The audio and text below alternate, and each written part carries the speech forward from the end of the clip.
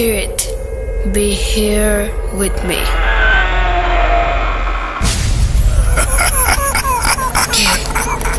কে তুমি? Bhoot.com. The fear returns with Russell.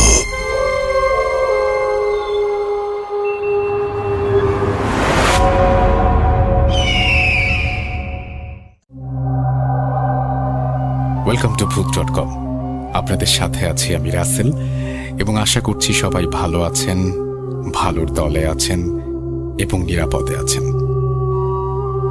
চলে যাচ্ছি আমাদের আজকের প্রথম ঘটনায়। এই ঘটনাটি একটা ইমেইল এবং পাঠিয়েছেন আপনাদের কেউ। আমি পড়ছি।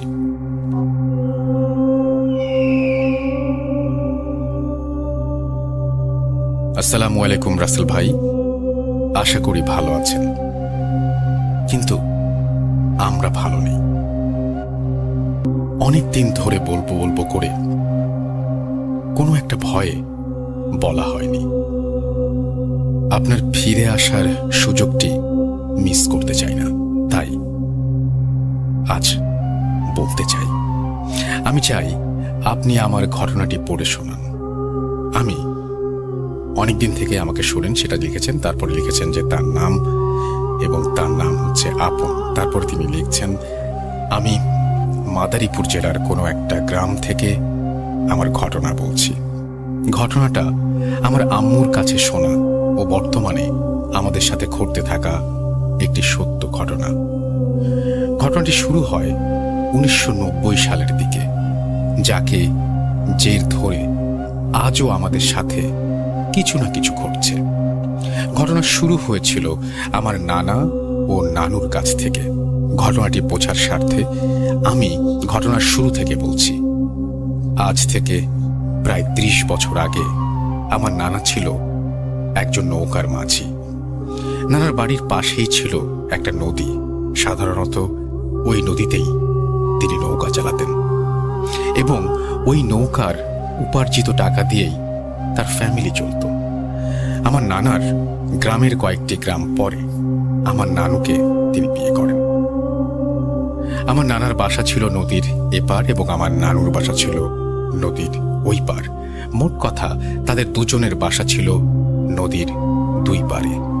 বিয়ের অনেক দিন পর তাদের ঘরে একে একে 4টি সন্তান জন্ম নেয়, যার মধ্যে প্রথম দুজন ছিল ছেলে এবং পরের দুজন মেয়ে। এদের মধ্যে ছোটজন হচ্ছে আমার মা। তারা সবাই ছিলেন প্রাপ্তবয়স্ক।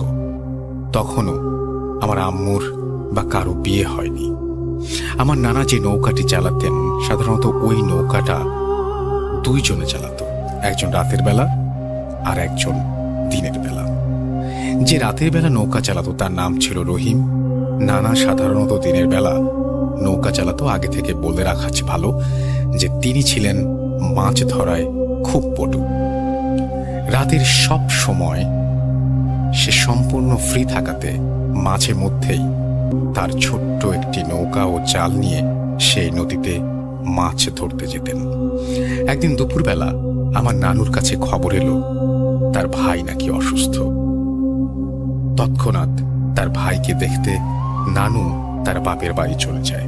নানুর বাপের বাড়ি খুব কাছে থাকাতে যাওয়ার সময় নানাকে বলে যায় সে যেন তাকে সন্ধ্যার সময় নিয়ে আসে। তারপরও নানু তার বাপের বাড়ি চলে যায়। এদিকে সন্ধ্যা হতে থাকে আর নানা ভাবতে লাগলেন নদী দিয়ে তো যেতেই হবে, তাহলে জালটা নিয়ে যাই, যদি কিছু মাছ পাই। যেই ভাবা সেই কাজ। তিনি তার ছোট্ট নৌকা, জাল ও হ্যারিকেনটা নিয়ে নদীতে চলে যান।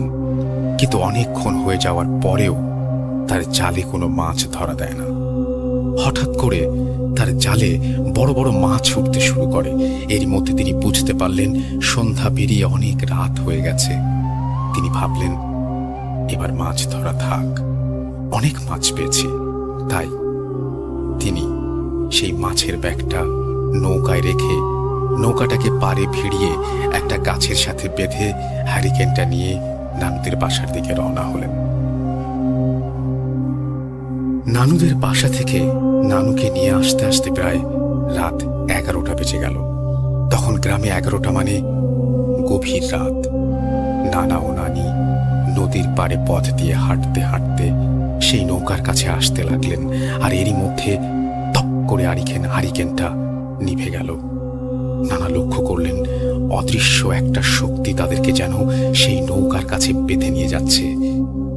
নানা শুনতে পেলেন পেছন থেকে চিকন গলায় কেউ বলে উঠল, এদিকে যাস না, খুব খারাপ।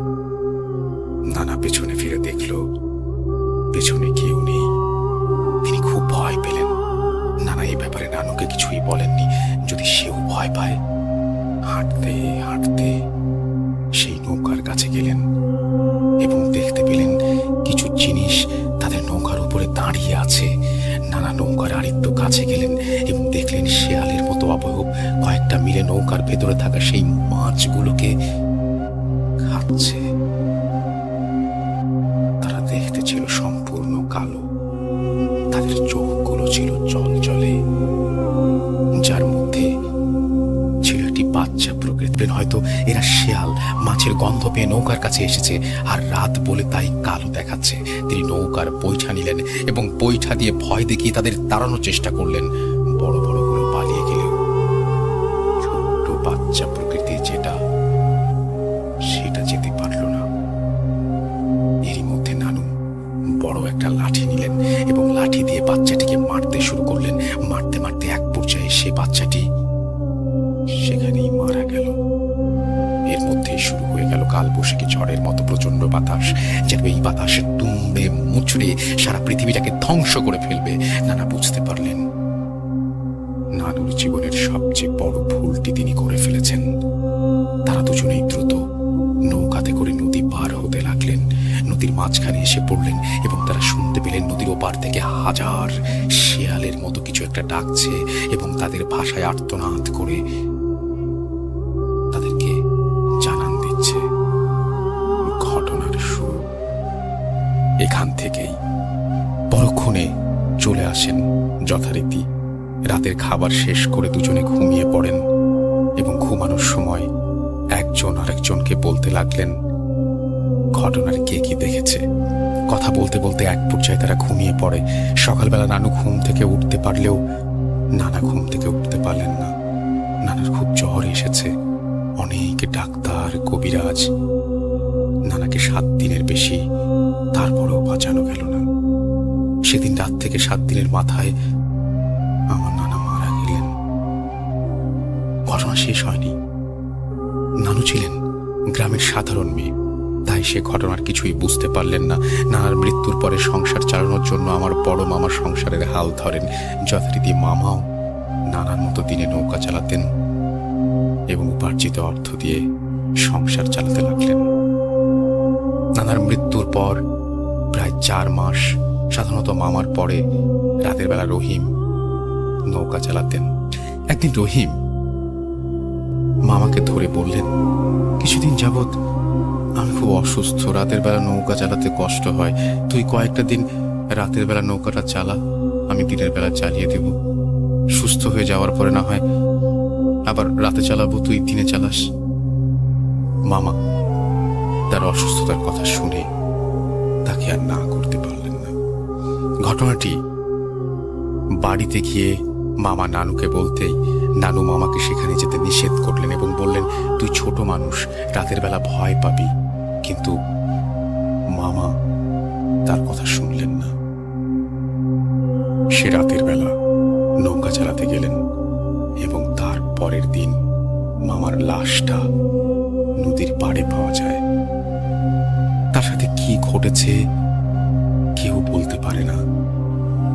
তার সাথে থাকা নৌকাটি কে যেন নদীর পাড়ে অর্ধেকটা ভেঙে রেখেছে এবং বাকি অর্ধেকটা পানির উপরে ভাসছে। মামার সারা দেহটা রক্তাক্ত, ঘাড় ভেঙে একপাশে ঝুলে আছে। কারা যেন তাদের শরীরের সকল রাগ মামার উপরে চালিয়েছে। মামার নিথর দেহটা পড়ে আছে। নানু কাঁদতে লাগলেন। এর মধ্যে রহিম নানা চলে আসেন এবং নানুর পায়ে ধরে কাঁদতে থাকেন আর বলেন, আমাকে তুমি মাফ করে দাও, আমি বুঝতে পারিনি ওরা ওকে এত নির্মমভাবে মেরে ফেলবে। সবাই অবাক দৃষ্টিতে রহিম নানার দিকে তাকিয়ে রইলেন এবং একজন বলল, আপনি কি জানেন ওকে কে মেরেছে? রহিম নানা বলতে শুরু করলেন। তিনি বললেন, ওর বাবার মৃত্যুর পরে 1 মাস একদিন রাতের বেলা ঘুমের ঘোরে স্বপ্নে সে কিছু প্রাণী দেখেন এবং সেই প্রাণীগুলো তাকে বলেন, তুই আর কোনোদিন নদীর ঘাটে রাতের বেলা নৌকা চালাতে আসবি না। তারপরে সে যখন রাতের বেলা ওই নদীতে নৌকা চালাতে লাগলেন, নৌকা চালানোর সময় যখন সে একা থাকে, কারা যেন তার সাথে নদীর ঘাটে রোজ দেখা করে এবং নানাভাবে ভয় দেখানোর চেষ্টা করে, শেয়াল রূপে, কখনো গরু ছাগল, নানা হিংস্র প্রাণীর রূপে। তারপরেও সে যখন সেই স্বপ্নের পরোয়া করে না, রাতের বেলা নৌকা চালাতে লাগলেন, তখন থেকেই তার সংসারে নানাবিধ সমস্যা শুরু হলো এবং শেষ 2 দিন আগে ওই 2 প্রাণীগুলো তার স্বপ্নে আবার আসলো এবং তাকে বলল, তোকে না নিষেধ করেছি ওই নদীতে আর কোনোদিন নৌকা চালাবি না।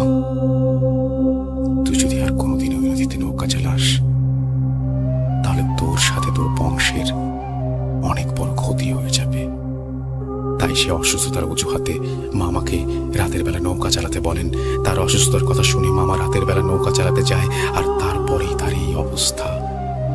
ঘটনা শুনে সবাই অবাক হলেন, কিন্তু এতক্ষণে নানুর কাছে সব স্পষ্ট হয়ে গেল। তিনি বুঝতে পারলেন সেদিনের সেই প্রাণীগুলো মামার এই অবস্থা করেছে। তারপর থেকেই নানু কেমন যেন হয়ে গেলেন। তার 3 সন্তানকে নিয়ে নানা ধরনের কবিরাজ, ফকির ও হুজুরদের দেখাতে শুরু করলেন, কিন্তু কেউ এর সমাধান দিতে পারল না। যার কাছে যান সেই বলেন সে কাজ করতে পারবেন না। তারপর একদিন এক ব্যক্তির কাছ থেকে হুজুরের সন্ধান নিয়ে নানু তার কাছে যান এবং তাকে বিস্তারিত খুলে বলেন। হুজুর বললেন, এটা খুব কঠিন কাজ, আমি এ কাজ করতে পারবো না। কিন্তু নানুর আকুতি মিনতি শুনে সে আর তাকে ফিরিয়ে দিতে পারল না।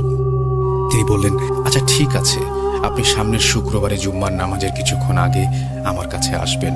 নানু তার কথা মতো শুক্রবার তার 3 সন্তানকে নিয়ে হুজুরের কাছে গেলেন এবং হুজুর তাদেরকে সেই নদীর পাড়ে নিয়ে গেলেন এবং সেই নদী থেকে গোসল করে কোরআনের কিছু আয়াত পড়ে তাদেরকে ঝাড়ফুঁক করে দিলেন এবং নানুর হাতে একটা তাবিজ দিলেন আর বললেন, এটা আপনার ঘরে কোনো একটা মাটির নিচে পুঁতে দেবেন। আর বলেন, আমি জানি না এই তাবিজের শক্তি কতদিন ওদেরকে টিকিয়ে রাখবে। নানু তার কথা মতো তাবিজ টেনে মাটিতে পুঁতে দেয় এবং তারপর থেকে তাদের সাথে কোনো রকম সমস্যা হয়নি। তারপর নানু তার 3 সন্তানকে কখনো রাতের বেলা বাইরে যেতে দিতেন না। তারপর 1 বছর, 2 বছর, 3 বছর পেরিয়ে যায়। এর মধ্যে আমার খালারও বিয়ে হয়ে যায়। গ্রামের সবাই ঘটনা বলতে শুরু করে, শুধু নানু ছাড়া। হঠাৎ একদিন ছোট মামা বাজারে যাওয়ার উদ্দেশ্যে রাতের বেলা বাড়ি থেকে বের হয়ে যায়। বাজারে যাওয়ার সময় ছোট্ট একটা সাঁকো পার হয়ে বাজারে যেতে হয়। তিনি সেই সাঁকোর উপরে উঠলেন। সাঁকোর মাঝ পর্যায়ে থাকা অবস্থায় তিনি দেখলেন সাঁকোর ওপারে হাজারো হিংস্র প্রাণী দাঁড়িয়ে আছে।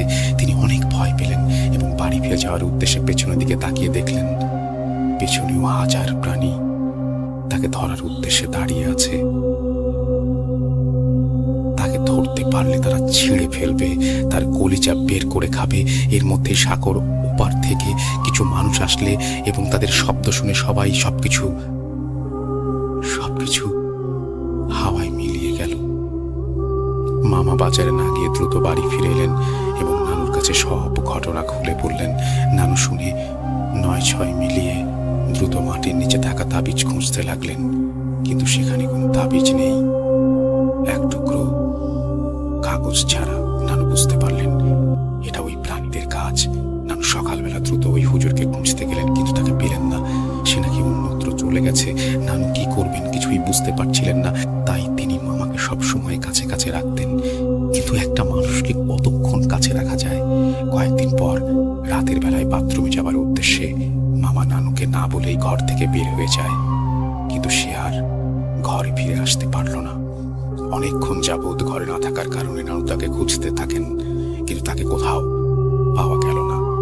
পাওয়া গেল পরের দিন সকালে এক ধান খেতে, সারা শরীরে কাদা মাখা, মৃত শরীর তারপর থেকে আমার নানু পাগলের মতো হয়ে গেলেন। তার সামনে যেই আসে তাকে তিনি উল্টো পাল্টা গালিগালাজ করেন। অন্যদিকে খালার বিয়ে হয়ে যাওয়ার পরে ঘরে কয়েকটি সন্তান জন্ম নেয়, কিন্তু সেই সন্তান 1 মাসের বেশি বাঁচে না। কয়েক বছর পর তার ঘরে একটি ছেলে সন্তান আসে এবং বেঁচেও থাকে, কিন্তু ছেলেটি জন্মগত পাগল হয়। তার বয়স এখন 25 বছর।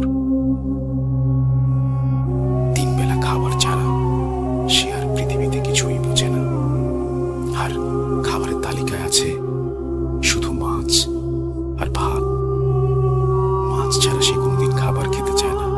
যত পচা মাছই হোক, রান্না করে দেয়া হোক, মুহূর্তের মধ্যে সে সাবার করে ফেলে। আমরা জানি না সেদিনের সেই রাতে নানুর হত্যা করা ওই প্রাণীগুলো কি ছিল, যাকে হত্যা করার শাস্তি আমার নানা মামাদের জীবন দিয়ে, এবং যারা বেঁচে আছে তাদেরকেও নানা সমস্যার সম্মুখীন হতে হচ্ছে। ভূত.com-এর লিসেনারদের যারা আছে, কেউ যদি জানেন এই প্রাণীগুলো কি হতে পারে, দয়া করে বলবেন। এতক্ষণ তো বললাম আমার নানা, নানি, মামা ও খালার সাথে ঘটে যাওয়া ঘটনাগুলি, কিন্তু এখনো বাকি রয়ে গেছে আমার মা ও আমাদের ফ্যামিলির সাথে ঘটে যাওয়া ঘটনা। আরেকদিন সময় পেলে মা আর ফ্যামিলির সাথে ঘটে যাওয়া ঘটনাগুলো বলবো। আজ এ পর্যন্তই। আমাদের জন্য দোয়া করবেন। এটি আমার নানি, মামা ও খালাদের সাথে ঘটে যাওয়া একটি সত্য ঘটনা। অবিশ্বাস যদি হয় তাহলে আমার খালার ছেলে, আমার নানু এখনো জীবিত আছে। আপনারা এসে দেখে যেতে পারেন। অপ্রকাশযোগ্য শুধুমাত্র যারা সরেজমিন প্রমাণ চান তাদের ঠিকানা দেবেন, এই বলে তিনি ঠিকানা দিয়েছেন। আমার মনে হয় চমৎকার একটি ঘটনা, এবং এই ঘটনার সবচাইতে বড় যে ব্যাপারটা সেটা হচ্ছে এই প্রাণীটার যদি কেউ সন্ধান জানেন তাহলে তিনি সেটা জানাতে বলেছেন। আমাদের নিচে যে কমেন্ট সেকশন আছে সেখানে আপনি অবশ্যই জানাতে পারেন, অর্থাৎ আমাদের ফেসবুক পেজের যে কমেন্ট সেকশন সেখানে অবশ্যই আপনি জানাতে পারেন যদি কেউ জানেন যে এই প্রাণীগুলো আসলে কি। আর সেই সাথে আপনি আপনার পরিবারের বাকি সদস্যদের ঘটনাগুলো অবশ্যই আমাকে জানাবেন, এবং আশা করছি যে আপনি খুব দ্রুত জানাবেন। এবং কেউ যদি পার্সোনালি যোগাযোগ করতে চান তাহলে আমাকে ইমেল করবেন, এই ওনার আমি অ্যাড্রেসটা আপনাদেরকে তাহলে দিয়ে দিব। তো যাই হোক, এই ছিল আমাদের প্রথম ঘটনা। আশা করছি আপনাদের ভালো লেগেছে। চলে যাব আমাদের পরের ঘটনায়, সাথেই থাকুন। Bhoot.com. The fear returns with Russell.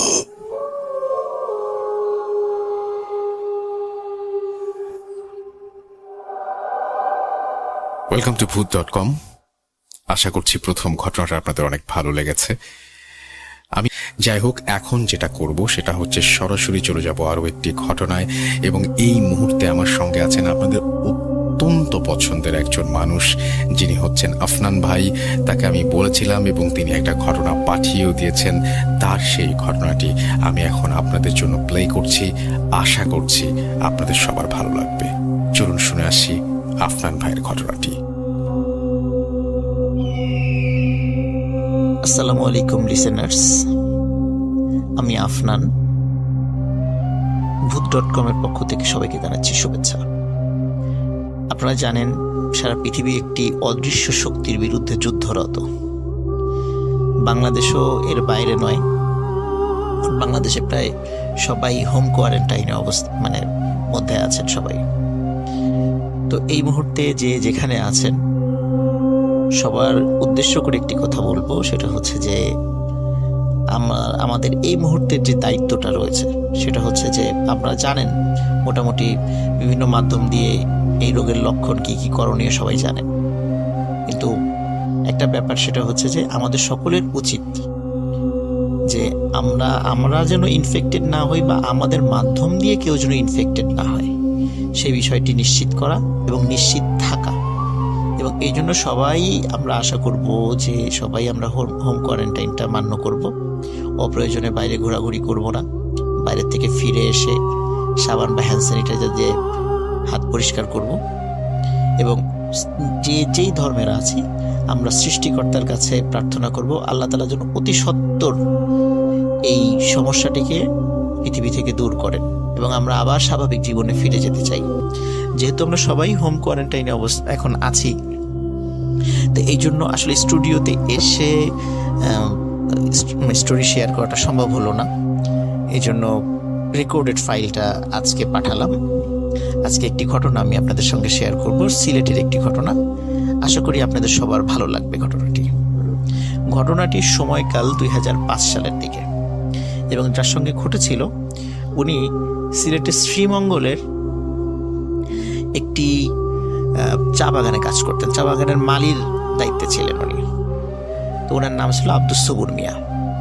তা আব্দুস সবুর মিয়া ওনার যে কাজটি ছিল সেটা হচ্ছে যে মানে বিকাল থেকে মানে এমনিতে উনি সবসময় একটু দেখাশোনা করতেন এবং স্পেশালি সন্ধ্যার পরে ওনার ছুটি হয়ে যেত।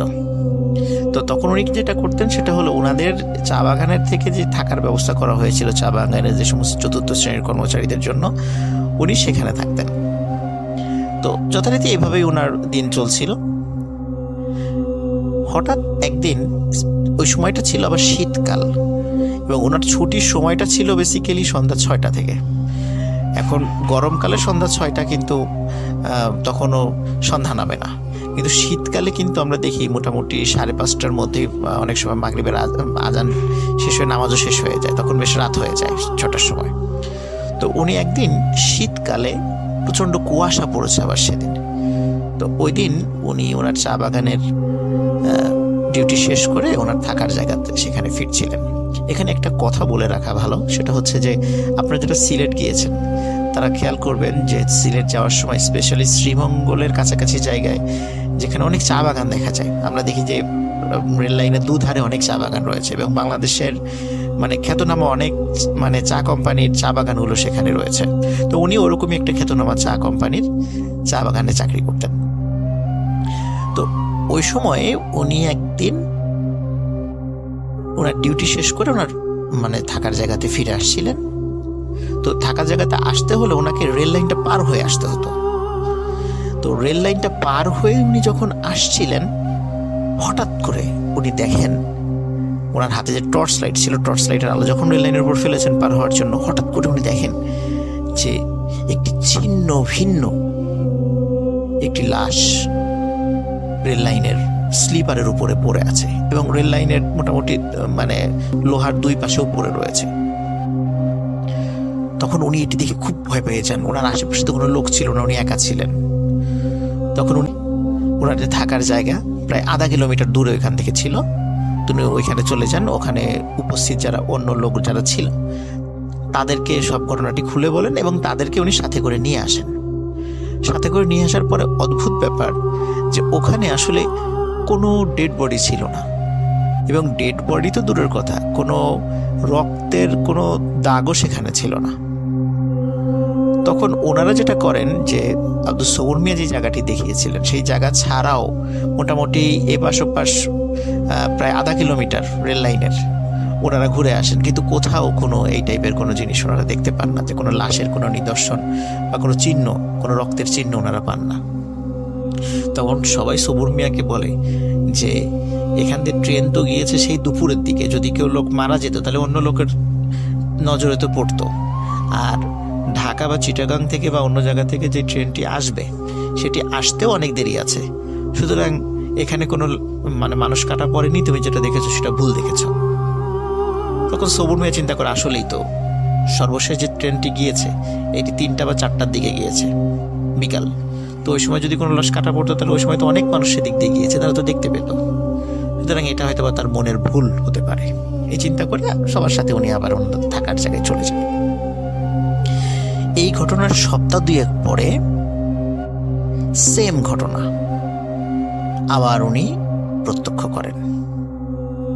তো এবার দেখেন যে এবার আর একটি লাশ না, এবার মনে হচ্ছে 2-3টি লাশ ছিন্ন ভিন্ন অবস্থায় পড়ে আছে। এটি দেখে উনি তখন নিশ্চিত হন আসলেই কি উনি ঠিক দেখছেন, এবং উনি টর্চ মেরে খুব ভালো করে দেখেন যে ওখানে একটা পুরুষের মানে মাথা পড়ে আছে, একটা মহিলার মাথা পড়ে আছে, এবং একটি 15 থেকে 18 বছর বয়সী কোনো একটা বাচ্চা ছেলের মাথাও পড়ে আছে এবং তাদের দেহের বিভিন্ন ছিন্ন ভিন্ন অংশ সেখানে পড়ে আছে। তো উনি খেয়াল করলেন যে এরা ট্রেনেই কাটা পড়েছে। তখন উনি আবার চিৎকার করতে করতে চলে যান এবং ওনার যে থাকার জায়গা সেখান থেকে লোকজন নিয়ে আসেন। এবার এসে ওখানে কাউকে দেখা যায় না। তো এই বারবার যে উনি একটা ভুল জিনিস দেখছেন, এটা দেখার ফলে ওনার যারা কলিগ ছিলেন তারা ওনাকে খুব ভৎসনা করেন যে তুমি এরকম ভুল দেখছো, নিশ্চয়ই তোমার কোনো অসুখ হয়েছে বা তোমার কোনো সমস্যা হয়েছে যার কারণে তুমি এই জিনিসগুলো ভুল দেখছো। তো এরকম তো কেউ মারা যায় নাই। ট্রেনে যদি কাটা পড়তো তো ট্রেনের আসা যাওয়ার সময় তো একই রকম, 3টা-4টার দিকে ট্রেন চলে গেছে, যদি কেউ কাটা পড়তো তাহলে তো এটা নিয়ে অনেক হইচই পড়ে যেত। তো উনি চিন্তা করেন যে আসলেই তো তাই, কারণ আজকে এসেও কিছু পাওয়া গেল না, অথচ আমি কিছুক্ষণ আগেই দেখে গেলাম কি বিভৎস কিছু লাশ, কিন্তু আজকে এসেও কিছু পাওয়া গেল না। তখন উনি চিন্তা করেন আসলে ওনার কোনো সমস্যা হয়েছে, বা উনি খুব ভীত হন আর কি। এবং ভীত হয়ে উনি যেটা করেন সেটা হলো উনি পরের দিন চাকরিটা ছেড়ে দেন। উনি চাকরি ছেড়ে দিয়ে উনি সিলেটের আম্বরখানা নামক যে জায়গাটা আছে একদম সিলেট মেইন শহরে, এই আম্বরখানা থেকে একটু সাইডেই কিন্তু হযরত শাহজালাল রহমতুল্লাহ আলাইহির মাজার আছে এবং ওই সংলগ্ন বিভিন্ন আবাসিক হোটেল এবং রেস্টুরেন্টগুলো আছে ওই মাজার সংলগ্ন। তো উনি ওই একটি রেস্টুরেন্টে উনি হোটেল বয় হিসাবে চাকরি নেন এবং ওখানে বেশ উনি স্বাভাবিকভাবেই উনি ওনার কাজ করছিলেন। তো ওখানে কাজ করার 2 থেকে 3 মাস পর হঠাৎ উনি একটি প্রবলেম ফেস করা শুরু করেন। সেটা হলো যে উনি যে জায়গাটা থাকতেন সেটা হলো সিলেটের টিলাগড় নামক একটি জায়গা রয়েছে। ওই টিলাগড়ের ওখানে উনি একটি টিন শেড বাসা, ছোট্ট একটি টিন শেড বাসা ভাড়া করে নিয়ে থাকতেন। উনি একা ছিলেন, উনি তখনও বিয়ে করেননি। তো উনি ওই বাসাতে থাকতেন। তো উনি রাতের বেলা একদিন ওয়াশরুমে যাওয়ার প্রয়োজন হয়। তো ওয়াশরুমে যখন উনি যান তখন ওয়াশরুমে গিয়ে উনি প্রচণ্ড জোরে চিৎকার দিয়ে পড়ে যান। এতে করে কি হয়, ওনার ওই বাসার আশেপাশে যে সমস্ত বাসা ছিল সেখানকার লোকজন ওনার এই প্রচণ্ড চিৎকারটা শুনতে পান এবং তারা ওখানে চলে আসেন, দেখে যে উনি ওয়াশরুমের ওখানে সেন্সলেস হয়ে পড়ে আছেন। তখন তারা যখন তাকে জ্ঞান ফেরানোর চেষ্টা করে এবং উনি জ্ঞান ফেরার পরে যখন জিজ্ঞেস করে যে আসলে কি হয়েছিল, তখন উনি বলেন যে উনি যখন রাত্রেবেলা ওয়াশরুমের যেই দরজাটি যখনই খুলেছেন উনি দেখেন ওয়াশরুমের ভিতরে একটি মৃতদেহ পড়ে আছে এবং লাশটি সম্পূর্ণ ছিন্ন ভিন্ন অবস্থায়। এবং ছিন্ন ভিন্ন অবস্থায় যদি হতো সেটাও একটা ব্যাপার ছিল, কারণ উনি এর আগে ছিন্ন ভিন্ন লাশ দেখেছেন। কিন্তু অদ্ভুত ব্যাপার হলো সেই লাশের যে মাথাটি ছিল সেটি আব্দুস সবুর মিয়ার দিকে তাকিয়েছিল এবং শুধু তাকিয়েছিল তা কিন্তু নয়, সে আমরা যেমন চোখের পলক ফেলি এরকম চোখের পলক ফেলছিল এবং তার দিকে তাকিয়েছিল। এই দৃশ্য দেখেই উনি বেসিক্যালি প্রচণ্ড ভয় পান এবং উনি সেন্সলেস হয়ে পড়ে যান। তখন সবাই তাকে মোটামুটি যতটুকু সুস্থ করার দরকার ওই সময় তাকে সুস্থ করার চেষ্টা করেন এবং এই ঘটনা সেম ঘটনা আরও কয়েকবার উনি ওই বাড়িতে ফেস করেন। তো এইভাবে চলতে থাকলে উনি একরকমের উন্মাদের মতো হয়ে যান যে না, এভাবে চলতে পারে না, একই বিষয় আমি কেন বারবার দেখছি, এরকম ঘটনা কেন আমার সাথে ঘটছে। উনি এর কোনো সমাধান বা এর কোনো উত্তর খুঁজে পাচ্ছিলেন না। তখন উনি চিন্তা করেন যে না, আমি সব কাজ ছেড়ে দিয়ে আমি আমার বাড়িতে চলে যাব। ওনার বাড়ি ছিল আবার হবিগঞ্জে একটি গ্রামে ছিল। তো উনি হবিগঞ্জে ওনার বাড়িতে চলে যান। বাড়িতে চলে যাওয়ার পরে ওইখানে উনি কাজের সাথে লিপ্ত হন এবং ওনারা আবার একান্নবর্তী পরিবার ছিলেন। অনেকগুলো দেখা যাচ্ছে যে শরিক, যারা যেটা বলে আর কি, শরিক ঘর পাশাপাশি ছিল এরকম আর কি। তো উনি একটি ঘরে থাকতেন আর কি। তো প্রথম দিকে মাসখানেক উনি বাসায় বেশ স্বাভাবিকভাবে জীবনযাপন করা শুরু করেন এবং ওনার সাথে যে এই ধরনের ঘটনাগুলো ঘটেছিল ইতোপূর্বে, যে চা বাগানে বা পরবর্তীতে সিলেট শহরে আসার পরে, তো এই ধরনের বিষয়গুলো উনি পরিবারের কাউকে বলেননি।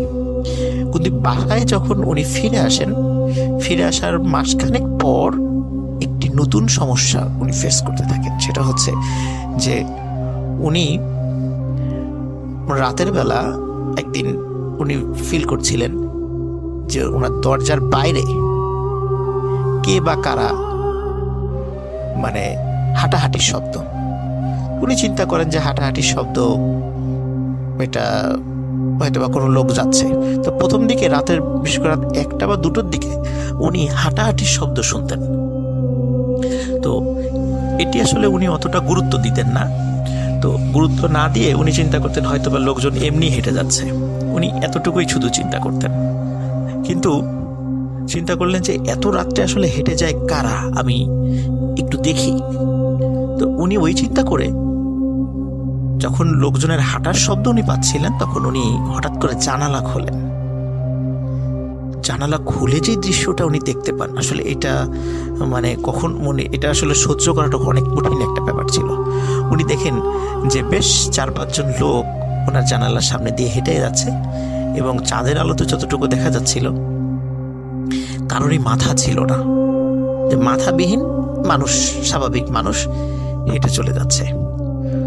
তখন জানালা যখন উনি খুলেছিলেন, তখন ওই দৃশ্য দেখার পরে হঠাৎ করে যেটা হলো, ওই মাথাবিহীন যে 3-4 জন মানুষের অবয়ব ছিল, তারা একটু তার দিকে ঘুরে দাঁড়ালো, এবং ঘুরে দাঁড়ানোর সাথে সাথে আব্দুস সবুর মিয়া উনি জানালা বন্ধ করে দেন এবং প্রচন্ড ভয় পান এবং চিৎকার করতে থাকেন। তো চিৎকার করলে পারে ওনার যেই অন্যান্য পাশে ওনার যে ঘরগুলো ছিল ওনার আত্মীয় স্বজনদের, তারা সেখান থেকে চলে আসেন, এসে জিজ্ঞেস করেন কি হয়েছে। তখন ওই সব ঘটনাটা খুলে বলেন।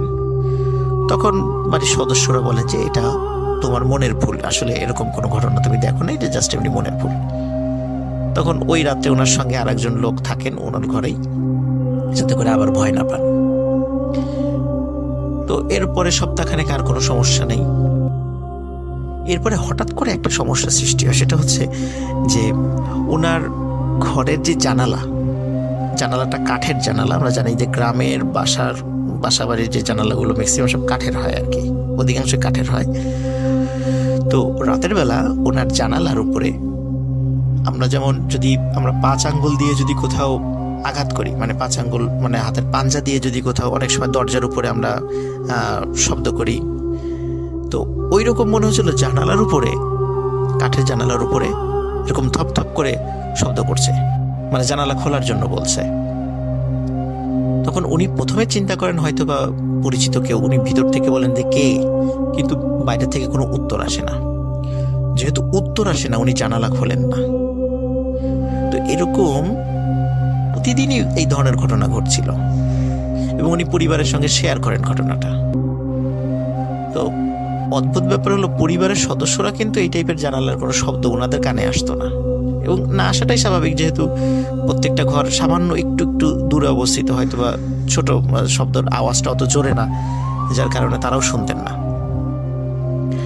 তো প্রথম দিকে জানালাতে শব্দ হতো, এরপরে একদম ওনার ঘরের যেই দরজা, সদর দরজা, এই দরজায় এরকম শব্দ হতো, যে দরজাটা খোলার জন্য মানে শব্দ করছে বাইরে থেকে, যে ভিতর থেকে যেন দরজাটা খোলা হয়। তো উনি কিছুতেই খুলতেন না, এবং যখনই এরপরে যখন দরজায় শব্দ হওয়া শুরু হলো, প্রচণ্ড জন্য চিৎকার চেঁচামেচি করতেন। যখনই লোকজন চলে আসতো, বাইরে থেকে লোকজনের আওয়াজ শুনতো, তখনই দরজা খুলে দিতেন, এবং বাইরে কোনো লোকজন দেখা যেত না, বলতে যে যারা শব্দ করেছে একটু আগে বাইরে, বা কে বা কারা শব্দ করেছে, এরকম কাউকে কেউ দেখতেন না। তো এই ধরনের ঘটনা যখন ঘটছিল, তখন ওনার পরিবারের সদস্যরা তাকে বেশ কিছু জায়গায় নিয়ে যান, তাকে যারা প্যারানর্মাল ট্রিটমেন্ট করেন তাদের কাছে নিয়ে যান। তখন তাদের কাছে নিয়ে যাওয়ার পরে তারা বলে যে তাকে খুব দুষ্টু কিছু জিন আসর করেছে, যার কারণে তাকে এইভাবে ভয় দেখাচ্ছে। তখন ওই সমস্ত লোকজনও তাকে এই বিষয় থেকে যাতে যেন উনি সুস্থ হয়ে ওঠেন চেষ্টা করেন, কিন্তু আসলে চেষ্টায় কোনো লাভ হয় না, বরং আস্তে আস্তে ক্ষতি হতে থাকে। উনি শরীর খুব দুর্বল হয়ে যেতে থাকে, উনি রোগাক্রান্ত হয়ে যেতে থাকেন, আস্তে আস্তে খুব শুকিয়ে যেতে থাকেন। এর ভিতরে আর একটা সমস্যা দেখা দেয়, সেটা হচ্ছে যে উনি মানে যে বিছানায় ঘুমাতেন, এখন উনি মানে বিছানায় শোয়ার সাথে সাথে উনি ফিল করতেন ঠিক মধ্যরাত্রে যখন ওই জানালায় যখন শব্দ করে বা দরজায় শব্দ করে, তখন উনি যে বিছানায় শুয়ে থাকতেন সেই বিছানাটাও না ভাইব্রেট করে ওঠে, মানে কেঁপে ওঠে। এই নতুন সমস্যা সৃষ্টি হয়, সেটা হচ্ছে যে উনি ওনার বিছানাটাও কেঁপে ওঠা শুরু করে। তখন উনি আবার চিৎকার চেঁচামেচি করতে থাকেন, বাইরের থেকে লোক আসে। তো তখন যেটা হয়, উনি আর মানে এত ভয় পেয়ে যান, উনি ঘরের মধ্যে সেন্সলেস হয়ে পড়ে যান। উনি আর দরজা খুলতে পারেননি, বাইরে থেকে দরজা ভেঙে ভিতরে আসে লোকজন, তখন তাকে আবার একটু মানে সেন্স ফিরে আনার চেষ্টা করে। এবং উনি তখন দেখলেন যে না, অনেক চেষ্টা করেও যখন উনি কোনো লাভ হচ্ছে না, সুস্থ হচ্ছেন না, তখন উনি চিন্তা করেন যে আমি কারো কাছে আর যাবো না, আমি নামাজ পড়ে আল্লাহ তাআলার দরবারে কান্নাকাটি করবো, আল্লাহর কাছে যাবো সুস্থ হওয়ার জন্য। এই জন্য উনি যেটা করতেন, 5 ওয়াক্ত নামাজ তো পড়তেনই, তাহাজ্জুদের নামাজও উনি রেগুলার পড়তেন। এবং রেগুলার নামাজের সময়, স্পেশালি তাহাজ্জুদের নামাজের সময় আল্লাহ তাআলার দরবারে খুব কান্নাকাটি করতেন যে আল্লাহ আমার এই সমস্যাকে দূর করে দাও, আমার এই অসুবিধাটাকে দূর করে দাও। তো এরকম মাসখানেক উনি যখন আল্লাহ তাআলার দরবারে করেন, এই মাসখানেকের মধ্যে কোনো ঘটনা ঘটেনি। একদিন উনি রাতের বেলা স্বপ্ন দেখছিলেন ঘুমের মধ্যে। তো স্বপ্নে দেখছিলেন একটি সাদা ঘোড়া এবং একটি কালো ঘোড়া, দুটো ঘোড়া দেখছেন উনি। এবং সাদা ঘোড়াটা মানে কালো ঘোড়াকে অ্যাটাক করে বসে, মানে আক্রমণ করে বসে। এবং কালো ঘোড়াটা খুব শক্তিশালী, সে বারবার সাদা ঘোড়াটাকে ধরাশায়ী করে ফেলছে প্রায়। কিন্তু শেষ দিকে যুদ্ধ করতে করতে দুটি ঘোড়া যখন যুদ্ধ করছিল, একটি সময় সাদা ঘোড়া কালো ঘোড়ার উপর চড়াও হয়ে বসে এবং কালো ঘোড়াটিকে আহত করে সেখান থেকে তাড়িয়ে দেয়। তো এই স্বপ্নটা দেখার পর ওনার ঘুম ভেঙে যায়। এবং ঘুম ভেঙে যাওয়ার পর এই স্বপ্নটা উনি ভালো একজন আলেমের সাথে শেয়ার করেন। এবং সেই আলেম বলেন যে আল্লাহ তাআলা নিশ্চয়ই তোমার সমস্যাটাকে দূর করে দিয়েছেন। এবং সত্যি রাসেল ভাই, যে এই স্বপ্নটা দেখার পর স্টিল নাও আজ পর্যন্ত ওনার কিন্তু আর কোনো সমস্যা হয়নি এই টাইপের, এবং উনি সম্পূর্ণরূপে সুস্থ। কিন্তু কোন জায়গা থেকে কোন ঘটনার প্রেক্ষাপটে ওই দুষ্টু জিন ওনাকে অ্যাটাক করেছিল এটি জানা যায় না, তবে আল্লাহ তাআলা ওনাকে সুস্থ করে দিয়েছেন। এখনও উনি যেটা করেন সেটা হলো ওই সিলেটের আম্বরখানাটা একটি রেস্টুরেন্টে উনি ম্যানেজার হিসেবে দায়িত্ব পালন করেন, এখনও উনি আছেন। এই ঘটনাটি আমার সিলেটের বন্ধু শাহ রেজাউল হাসান রোহান, ও আবার সম্প্রতি নিউ ইয়র্কে চলে গিয়েছে। তো নিউ ইয়র্ক থেকে আমাকে এই ঘটনাটি ও শেয়ার করেছে, যেহেতু ওর বাড়ি সিলেটে। এই ঘটনাটি আসলে ওই কালেক্ট করে আমাকে দিয়েছিল। তো ধন্যবাদ সবাইকে, ধন্যবাদ রাসেল ভাইকে এই একটা কঠিন সময়েও আমাদেরকে ভূত.com এর মাধ্যমে লোমহর্ষক কিছু গল্প উপহার দেওয়ার জন্য। সেই সাথে লিসেনারদেরকেও জানাচ্ছি আমার অন্তঃস্থল থেকে শুভেচ্ছা, এবং সকলের জন্য সুস্থ থাকেন সেই কামনা করছি। আমিও যেন সুস্থ থাকি, সবাই দোয়া করবেন। আজকে এই পর্যন্তই। পরবর্তীতে কোনো একটি পর্বে আরেকটি গল্প নিয়ে ইনশাল্লাহ আপনাদের সামনে হাজির হব। আসসালামু আলাইকুম। চলে যাচ্ছি আমাদের পরবর্তী ঘটনায়। আশা করছি এই ঘটনাটি আপনাদের ভালো লাগবে। সিঙ্গাপুর থেকে পাঠিয়েছেন আমাদের একজন ভাই।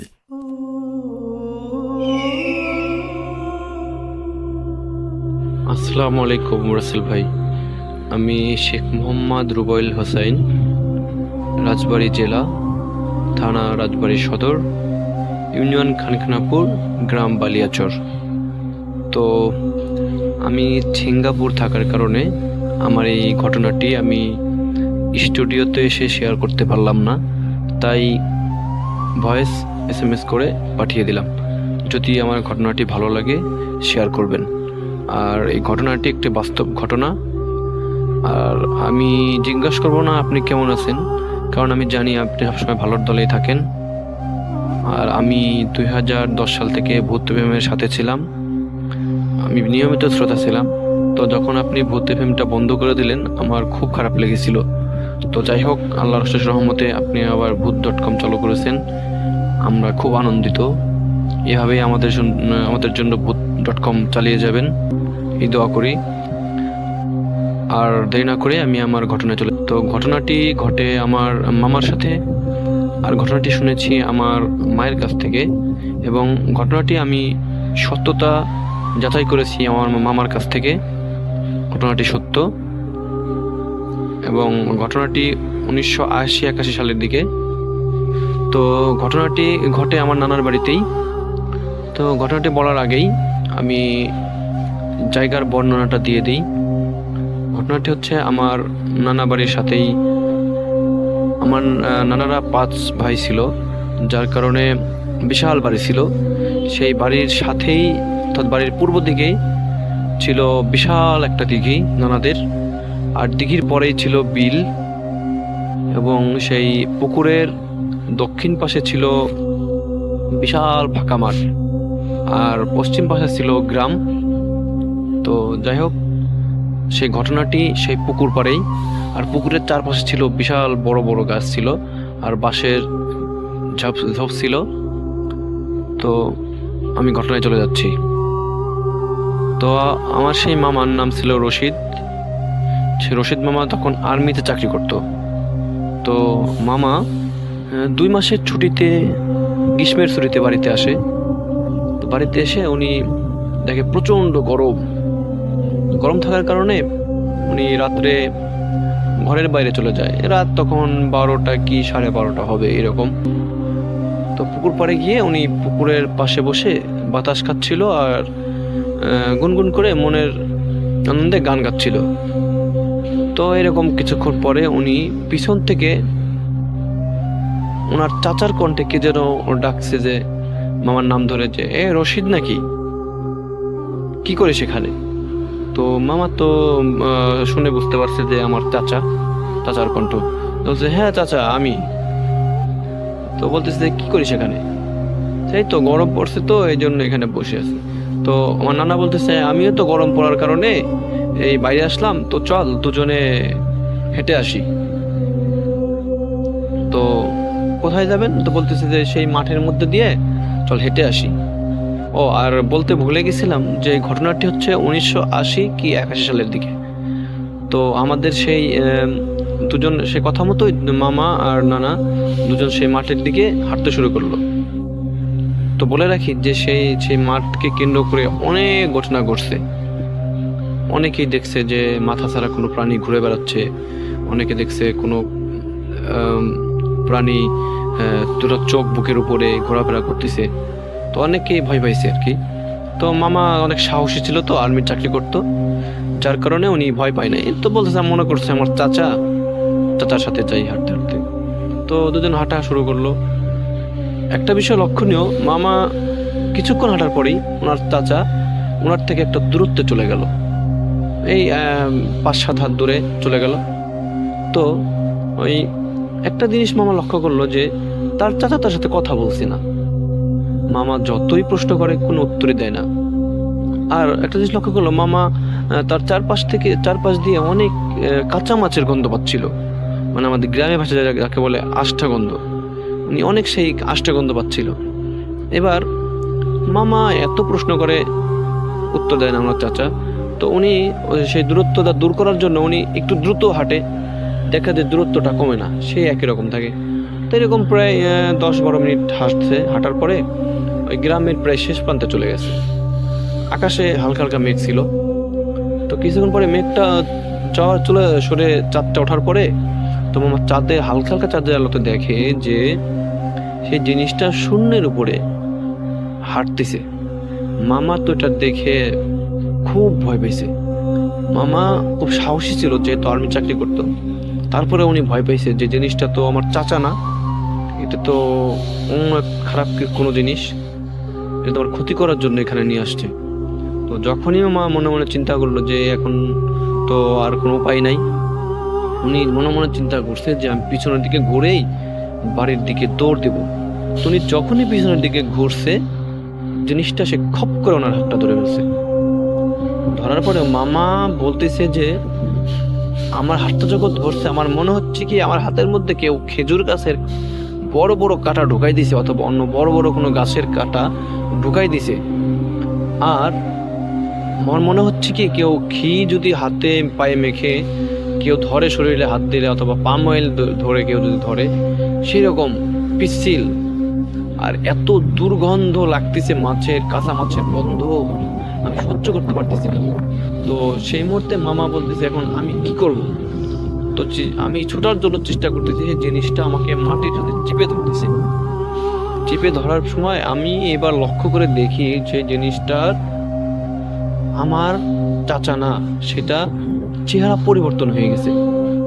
সেটার কোনো মাথা নাই, শুধু বুকের 2 পাশে বড় বড় চোখ, লাল চোখ আমার দিকে তাকিয়ে আছে, মনে হচ্ছে যে আমাকে এখনই মেরে ফেলবে।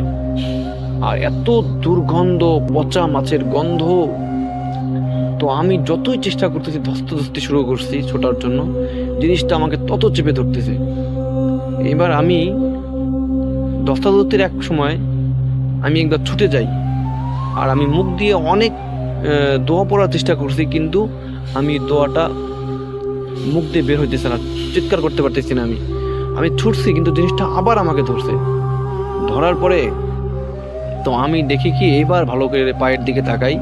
এক সময় পায়ের দিকে তাকিয়ে দেখি কি, তার পায়ের গোড়ালি উল্টা দিকে, অর্থাৎ আমাদের মানুষের যেরকম সেরকম না, উল্টা, যাকে বলে এটাকে বলে পিচাস। তো আমি মামা এক সময় করে কি, তার মনের অজান্তেই মুখ দিয়ে দোয়া পড়তে থাকে, অনেক রকমের দোয়া পড়তে পড়তে সে জিনিসটা মামাকে এক সময় ছেড়ে দেয়। ছেড়ে দেওয়ার পরে মামা আর কোনো কিছু চিন্তা না করে বাড়ির দিকে সোজা দৌড় দেয়। তো দৌড় দিতে দিতে মামা একটা জিনিস লক্ষ্য করে যে পিছন থেকে অনেক চিৎকার করতেছে, জোরে জোরে বিভৎস চিৎকার, অনেক মানে স্বাভাবিক চিৎকার না, মানুষের চিৎকার না, অনেক মানে নাকি কণ্ঠে চিৎকার করতেছে, গর্জন। আর চারপাশ দিয়ে অনেক মাছের গন্ধ, পচা মাছের দুর্গন্ধ, কাঁচা মাছের দুর্গন্ধ মামার নাকে ভেসে আসছে। তো মামা এক সময় দৌড়াতে প্রায় 8-10 মিনিট দৌড়াতে তার বাড়ির কাছাকাছি এলাকায় ঢুকে গেছে। তো সেখানে থেকে আর মামা পিছনের দিকে তাকিয়ে দেখে কি, সে জিনিস টান নাই, এবং দূরে থেকে মনে হচ্ছে একটা অববের মতো বলতেছে, চিৎকার করে বলতেছে, আজকে তুই বেঁচে গেলি, তুই তোর মায়ের বুকের দুধ খাইছিলি, সেই দুধটা অনেক শক্তিশালী ছিল, যার কারণে আজকে বেঁচে গেলি। এরপর যদি তোকে কোনোদিন ধরতে পারি, তোকে রাস্ত রাখবো না। তো এই কথা শুনে মামা তো প্রচন্ড ভয় পাইছে, যতই সাহসী হোক। উনি দৌড়ায় বাড়ির ভিতরে ঢুকে গেছে। ঢোকার পরে উনি দরজার সামনে গিয়ে জ্ঞান হারিয়ে ফেলছে। তো ওনার পড়ার শব্দে বাড়ির সবাই উঠে গেছে, ঘুম থেকে উঠে পরে দেখে যে আমার সেই রশিদ মামা। পরে সবাই ওনাকে ধরাধরি করে বাড়ির ভিতরে ঘরে নিয়ে যায়। ঘরে নিয়ে ওই রাত্রে ওনার আর জ্ঞান ফেরে না। তো পরের দিনে সকালে ওনার জ্ঞান ফেরার পরে ঘটনাটি সবার সাথে শেয়ার করে যে এরকম আমার চাচার চেহারা মতো একটা লোক আমাকে নিয়ে মাঠের মাঝখানে নিয়ে গেছে। তো এই ছিল ঘটনা। পরে এক হুজুরের কাছে মামাকে নিয়ে যাওয়া হয়। হুজুর বলে যে একটা পিচাস মামাকে আক্রমণ করছিল। তো সেই হুজুর মামাকে একটা তাবিজ দেয় এবং আরও পানি টানি খাইতে দেয় অনেক। তারপরে মামা সুস্থ হয়ে যায়। তো আমার মামা এখনো বেঁচে আছে। আমি ঘটনাটাকে মামার কাছ থেকে এবং যাচাই করার জন্য আরেকবার মামার মুখ থেকে শুনছি আমি, ওটা বাস্তব। আমার মামা এখনো সুস্থ আছে আল্লাহর রহমতে। তো এই ছিল ঘটনা। আমার ঘটনা যদি ভালো লাগে শেয়ার করবেন। আমার কাছে আরও ঘটনা আছে। তো সেই বিলকে কেন্দ্র করে আমি সময় পেলে আবারও আপনাকে ভয়েস ইমেইলে পাঠাবো। আর আমি সবার কাছে অনুরোধ করব যে আমাদের দেশের জন্য সবাই দোয়া করবেন, দেশের মানুষের জন্য সবাই দোয়া করবেন। আল্লাহ যেন আমাদেরকে এই করোনা ভাইরাস থেকে হেফাজত করে। আর সবাই বেশি বেশি তওবা করবেন। আর ভূত.com দীর্ঘজীবী হোক। ধন্যবাদ রাসেল ভাই। আসসালামু আলাইকুম।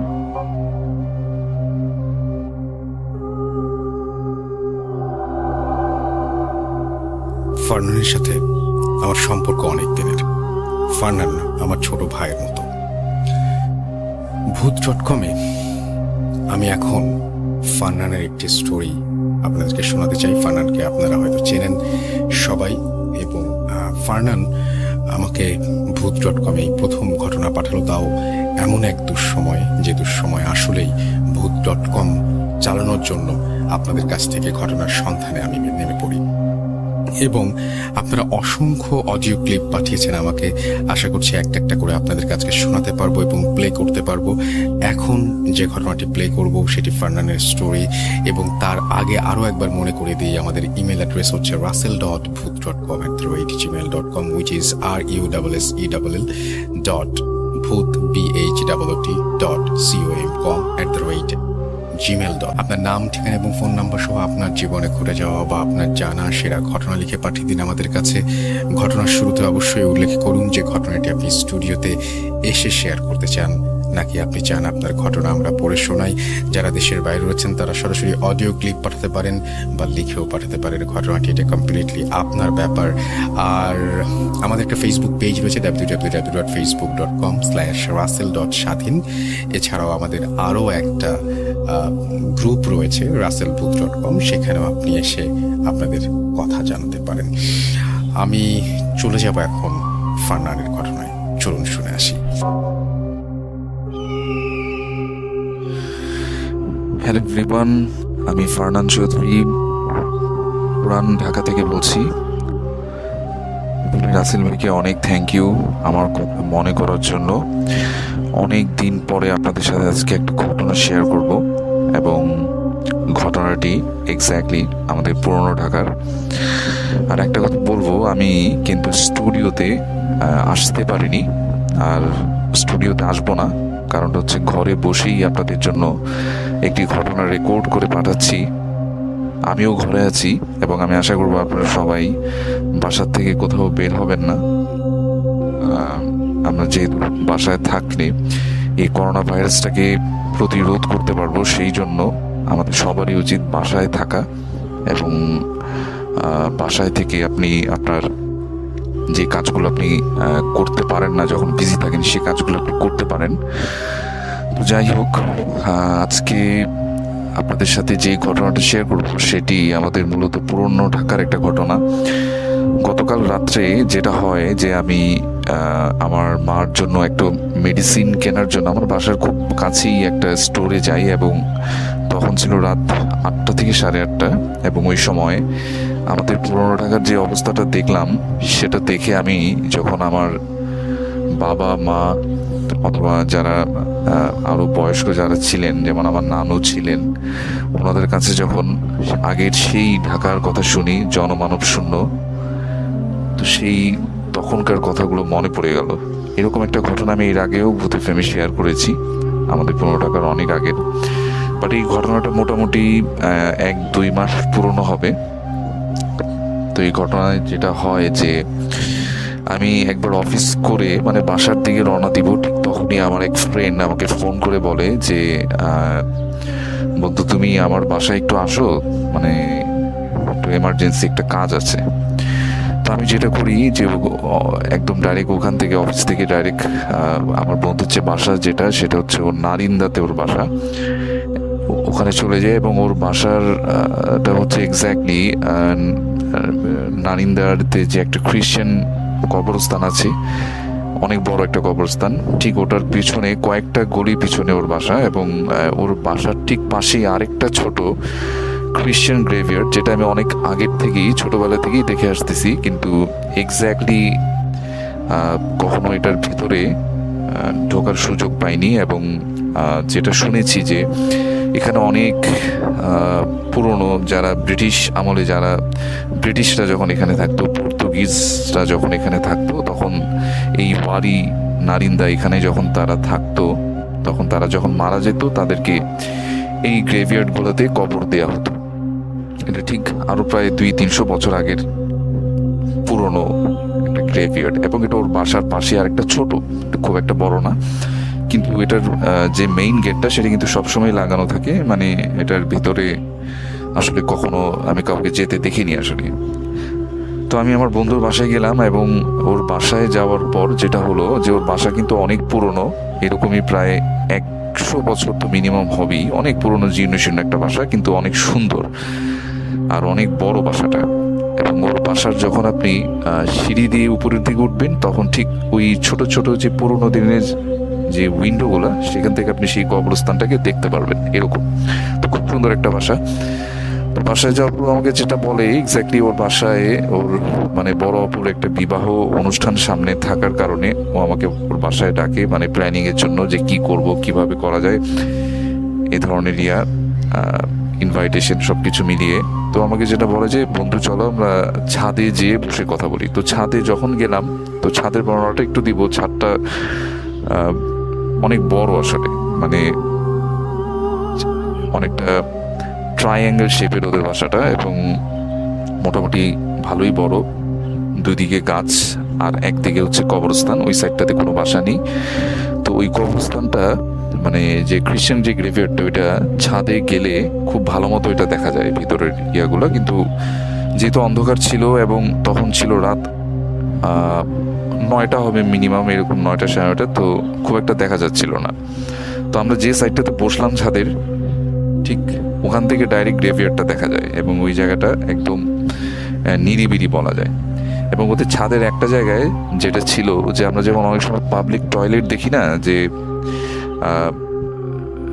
ছোটখাটো পাবলিক টয়লেটের মতো মানে অনেক সময় মানুষ যেটা রাস্তায় আমরা দেখি, তো ওদের ছাদের একটা সাইডে এরকম 2টা মানে টয়লেট করার মতো মানে একটা জায়গা ছিল, যেটা আর কি অনেক পুরনো, অনেক আগের বানানো, মানে ওখানে এখন কোনো কিছু নেই, মানে জায়গাটা জাস্ট অ্যাবান্ডেন্টের মতো পড়া, অনেক গাছ টাছ হয়ে গেছে, একদম পুরনো একদম একটা জায়গা। অথবা আগে কোনো বাথরুম ছিল যেটার আর কি আপনার ছাদটা ভেঙে গেছে, এখন জাস্ট এটা খোলা একটা পড়ে আছে এরকম 2টা এরকম। তা আমি ওকে জিজ্ঞেস করলাম যে এই জায়গাটা এরকম এখনো কেন রেখেছি, যেটাকে জাস্ট ভালো মতোই করে দিলেই তো হয়ে যায়, এটাকে ভেঙে দিলেই তো হয়ে যায়। তো বললো যে একেবারে যখন এটাকে পুরো বাসাটা চেঞ্জ করা হবে, ডেভেলপারকে দেওয়া হবে, তখন এমনি এগুলো ভেঙে দেওয়া হবে, এই জন্য আর কিছু ও বলেনি। আর ওদের বাসার আরেকটা স্পেশালিটি, ওদের বাসার ঠিক পিছনে যে চিলেকোঠার উপরে 2টা বড় বড় গম্বুজ, এবং অনেকেই বাসাটাকে মন্দিরালা বাসা নামেও চিনে। তো যারা ওখানকার লোকাল তারা হয়তো এটাকে চিনে থাকবেন। তো এটা একটা স্পেশালিটি যেটা দূর থেকে দেখা যায়, এবং কোন এক সময় কোন এক হিন্দু জমিদারদের বাসা হয়তো বা এটা ছিল। এবং ওদের বাসায় আরেকটা জিনিস যেটা আমি দেখেছি যে বিভিন্ন হিন্দু যারা আছেন তা ওনাদের বাসায় গেলে দেখা যায় যে ওই প্রতিমা রাখার জন্য ছোট ছোট খোপের মতো অনেক জায়গা থাকে। তো এরকম ওদের বাসায় অনেক দেখেছি আমি, ওদের প্রত্যেকটা রুমে এরকম প্রতিমা রাখার জন্য বিভিন্ন ছোট ছোট খোপের মতো রয়েছে। তো তখন বুঝলাম যে বাসাটা হয়তো বা হিন্দু কোনো জমিদার আমলের বাসা, অনেক পুরনো, এবং ওরা এটা একটা ডেভেলপারকে দিয়ে দিবে খুব রিসেন্টলি। তো যাই হোক, মেইন ঘটনায় আসি। তো আমরা বসে কথা বলতেছিলাম জাস্ট এই কীভাবে প্ল্যান করা যায়, কি করা যায় এসব। আর এই কথা বলার সাথে সাথে ওই কবরস্থানটার দিকে বারবার চোখ যাচ্ছিল, যদিও কবরস্থানটাতে কিছু দেখতে পাইনি। একটা পর্যায়ে আমার ফ্রেন্ড আমাকে বললো যে তুই একটু বস, আমি একটু আমার ফোনটা নিয়ে আসি, আমি ফোনটা আনতে ভুলে গেছি, এরকম কিছু একটা। ও জাস্ট আমাকে ওখানে একা রেখে জাস্ট ওর ফোনটা আনতে গেল, এবং ফোনটা আনতে গিয়ে প্রায় 10 মিনিট কি 15 মিনিটের মতো হয়ে গেল। আমি চিন্তা করলাম যে কি ব্যাপারে ফোন আনতে গিয়ে এতক্ষণ এত লেট।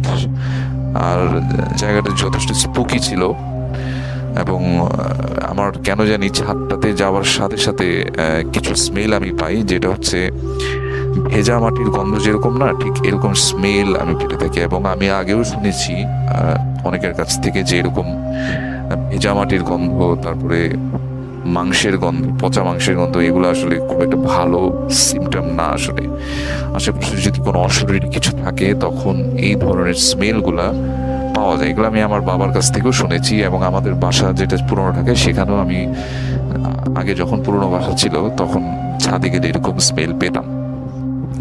তো আমি যেটা করলাম যে আমি বসে আছি, আমি ওকে কয়েকটা ফোন করার চেষ্টা করলাম। তো আমি দেখলাম যে ওর ফোনটাতে ফোন ঢুকছে না।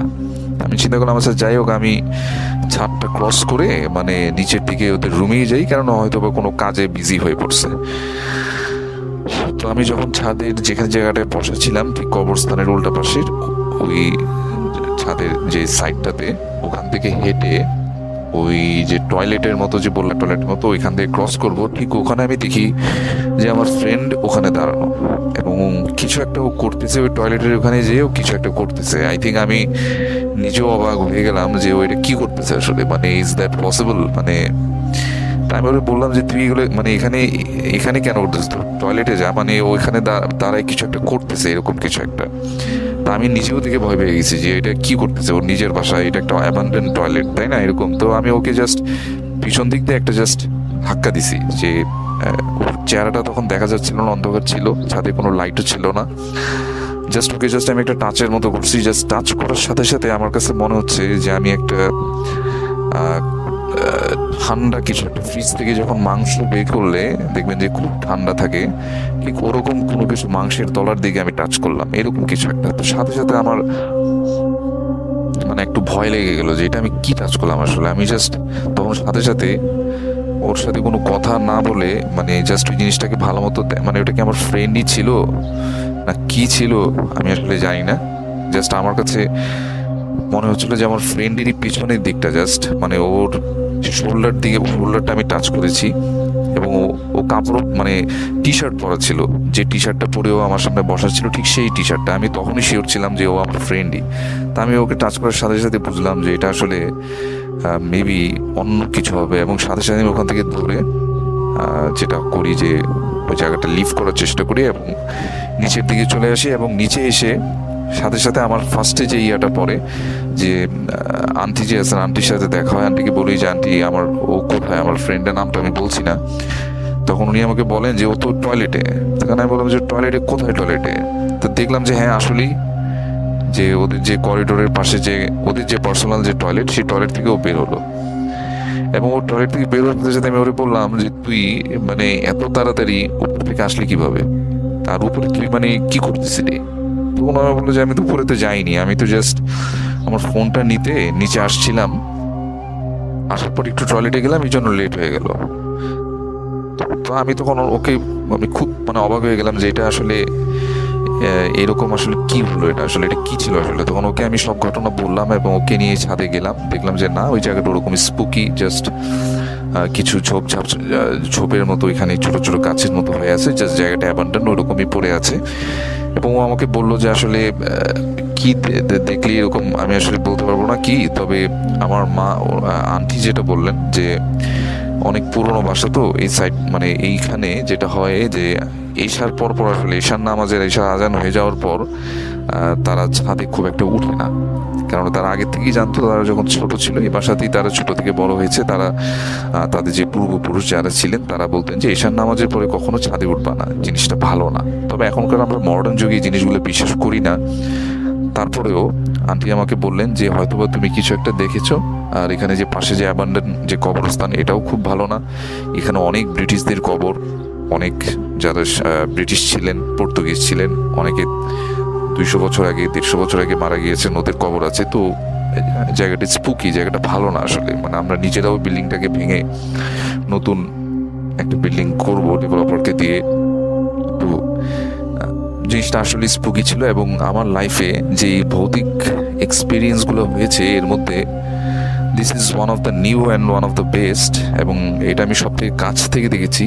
আর আমার বাসায় যেটা আমার সাথে হয়েছিল সেটা জাস্ট আমি ফিল করেছিলাম এবং সাউন্ড শুনেছিলাম, কিন্তু এরকম একেবারে টাচ করার মতো কোনো সিচুয়েশন কখনো আসেনি। বাট ভাইয়া আমি এখনও যেটা বলবো যে আমি এখনও জাস্ট ওই যে ফ্রিজ থেকে মাংস বের করলে যেরকম একটা টাচ পাওয়া যায় ঠান্ডা, সেই টাচটা এখনও আমি আমার হাতে অনুভব করতে পারি যখন আমি টাচ করেছিলাম। ইটস আসলে রিয়েলি স্ক্যারি ছিল আমার জন্য, এবং এটা একটা নতুন ঘটনা আমার লাইফের। জানি না আমি এই ঘটনাগুলো কেন মাঝে মাঝে আমি ফিল করতে পারি। অনেকে বলে যে অনেকে তাদের লাইফে ভূত টুত এগুলো কিছুই দেখেনি, বাট হু নোজ কখন কে দেখে ফেলে বলা যায় না। তো এই ছিল আমার ঘটনা ভাইয়া, ভালো থাকবেন, সুস্থ থাকবেন, আর সবাইকে বলি আপনারা বাসায় থাকবেন এবং বাসায় থেকে আপনাদের কাজগুলো করার চেষ্টা করুন, বাইরে বের হবেন না। আমিও বাসায় আছি, আল্লাহ সবার ভালো করুক, ভালো থাকবেন, আল্লাহ হাফেজ, থ্যাংক ইউ।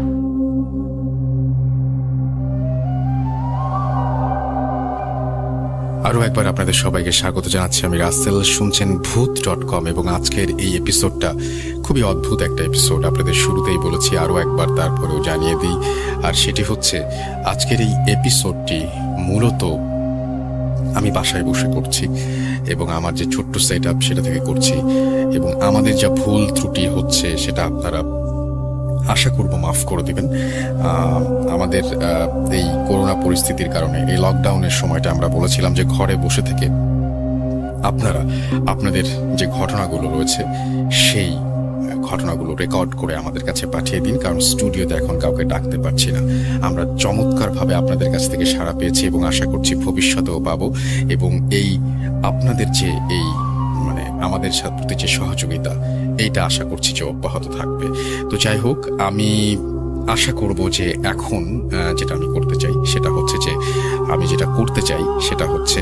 এই মুহূর্তে আরো একটা ঘটনা প্লে করতে চাই, এবং এই ঘটনাটিও আমাদের একজন অতিথি পাঠিয়েছেন এবং তার সেই ঘটনাটি আমি প্লে করব আপনাদের জন্য।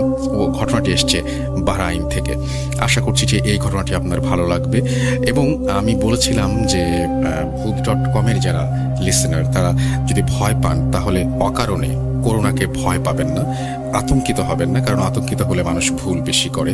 আপনি আতঙ্কিত না হয়ে যেটা করতে পারেন সেটা হচ্ছে এমন কোনো ভয় পাওয়ার উপায় খুঁজে নিন যেখানে ভয় পেলে তার সাথে আনন্দ আছে, যেমন ভূত.com। সো আপনি ঘরে যেহেতু বসে আছেন, ঘর থেকে আপনি আমাদের জন্য প্রচুর প্রচুর প্রচুর পরিমাণে ঘটনা পাঠিয়ে দিন এবং রেকর্ড করে পাঠান। আমাদের ইমেল অ্যাড্রেস হচ্ছে russell.bhoot.com@gmail.com। বাহরাইনের ঘটনায় চলে যাব, সাথেই থাকুন। আসসালামু আলাইকুম রাসেল ভাই, আশা করি ভালো আছেন, কারণ আপনি সব সময় ভালোর দলে। আমি মোহাম্মদ ওসমান মীর, কুমিল্লার নাঙ্গলকোট আমার বাড়ি। আমি মধ্যপ্রাচ্যের বাহরাইনে থাকি। রাসেল ভাই, আমি ভূত এফএমের নিয়মিত শ্রোতা। এখন পর্যন্ত একটা এপিসোডও আমি বাদ দিই নাই। এই প্রথম আমি কোনো ঘটনা পাঠাচ্ছি যেটা আমার নিজেরই এক্সপিরিয়েন্স, নিজের সাথে ঘটে যাওয়া। তো আমি কথা না বাড়িয়ে আমি সরাসরি ঘটনায় চলে যাই। তার আগে আমি জায়গাটার যে বর্ণনা সেটা আগে দিয়ে নেই। এটা আমাদের এলাকারই একটা জায়গা। আমাদের যে মাঠের এক কোণে জায়গাটা অবস্থিত, সেটা উঁচু একটা কবরস্থান। ওখানে খুবই পুরনো একটা বট গাছ আছে। এটা নিয়ে এর আগেও অনেকের সাথে অনেক কিছু ঘটছে এই বট গাছের কাহিনী। সো আমি এগুলো পরে সময় পাইলে আমি ধীরে ধীরে বলবো। তো বট গাছের নিচে একটা পুকুর আছে, ওইটাও কেউ ইউজ করে না। ওই জায়গাটাই মূলত কেউ ইউজ করে না। ওটা দিনের বেলায়ও খুবই 100, কেউ ওই দিকে যায় না আর কি। তো একটা পরিবার, তারা আমাদের গ্রামেরই একটা পরিবার, তাদের ওখানে জায়গা আছে বট গাছের নিচে। তারা ভাবতেছে যে ওখানে বাড়ি করবে আর কি। তো তারা ধীরে ধীরে বাড়ির নির্মাণ কাজ শুরু করতেছে। এভাবে তারা দিনে কাজ করে, অন্য বাইরে কাজ করে। তো রাত্রে তারা নিজেরাই নিজেদের বাড়িটা নির্মাণ করতেছে আর কি ধীরে ধীরে। তো রাত্রে তারা ওখানে যায়, তারা 2 ভাই এবং তার বাপ আছে, সবাই মিলে ওখানে যায়, কাজ টাজ করে, মাটি টাটি কাটে। তো তার যে বড় ছেলেটা, সে একদিন এরকম মাটি কাটতেছে, হঠাৎ করে যখন বট গাছের দিকে লাইট মারলো তখন সে দেখলো যে কয়েকটা বাচ্চা খেলাধুলা করতেছে আর কি।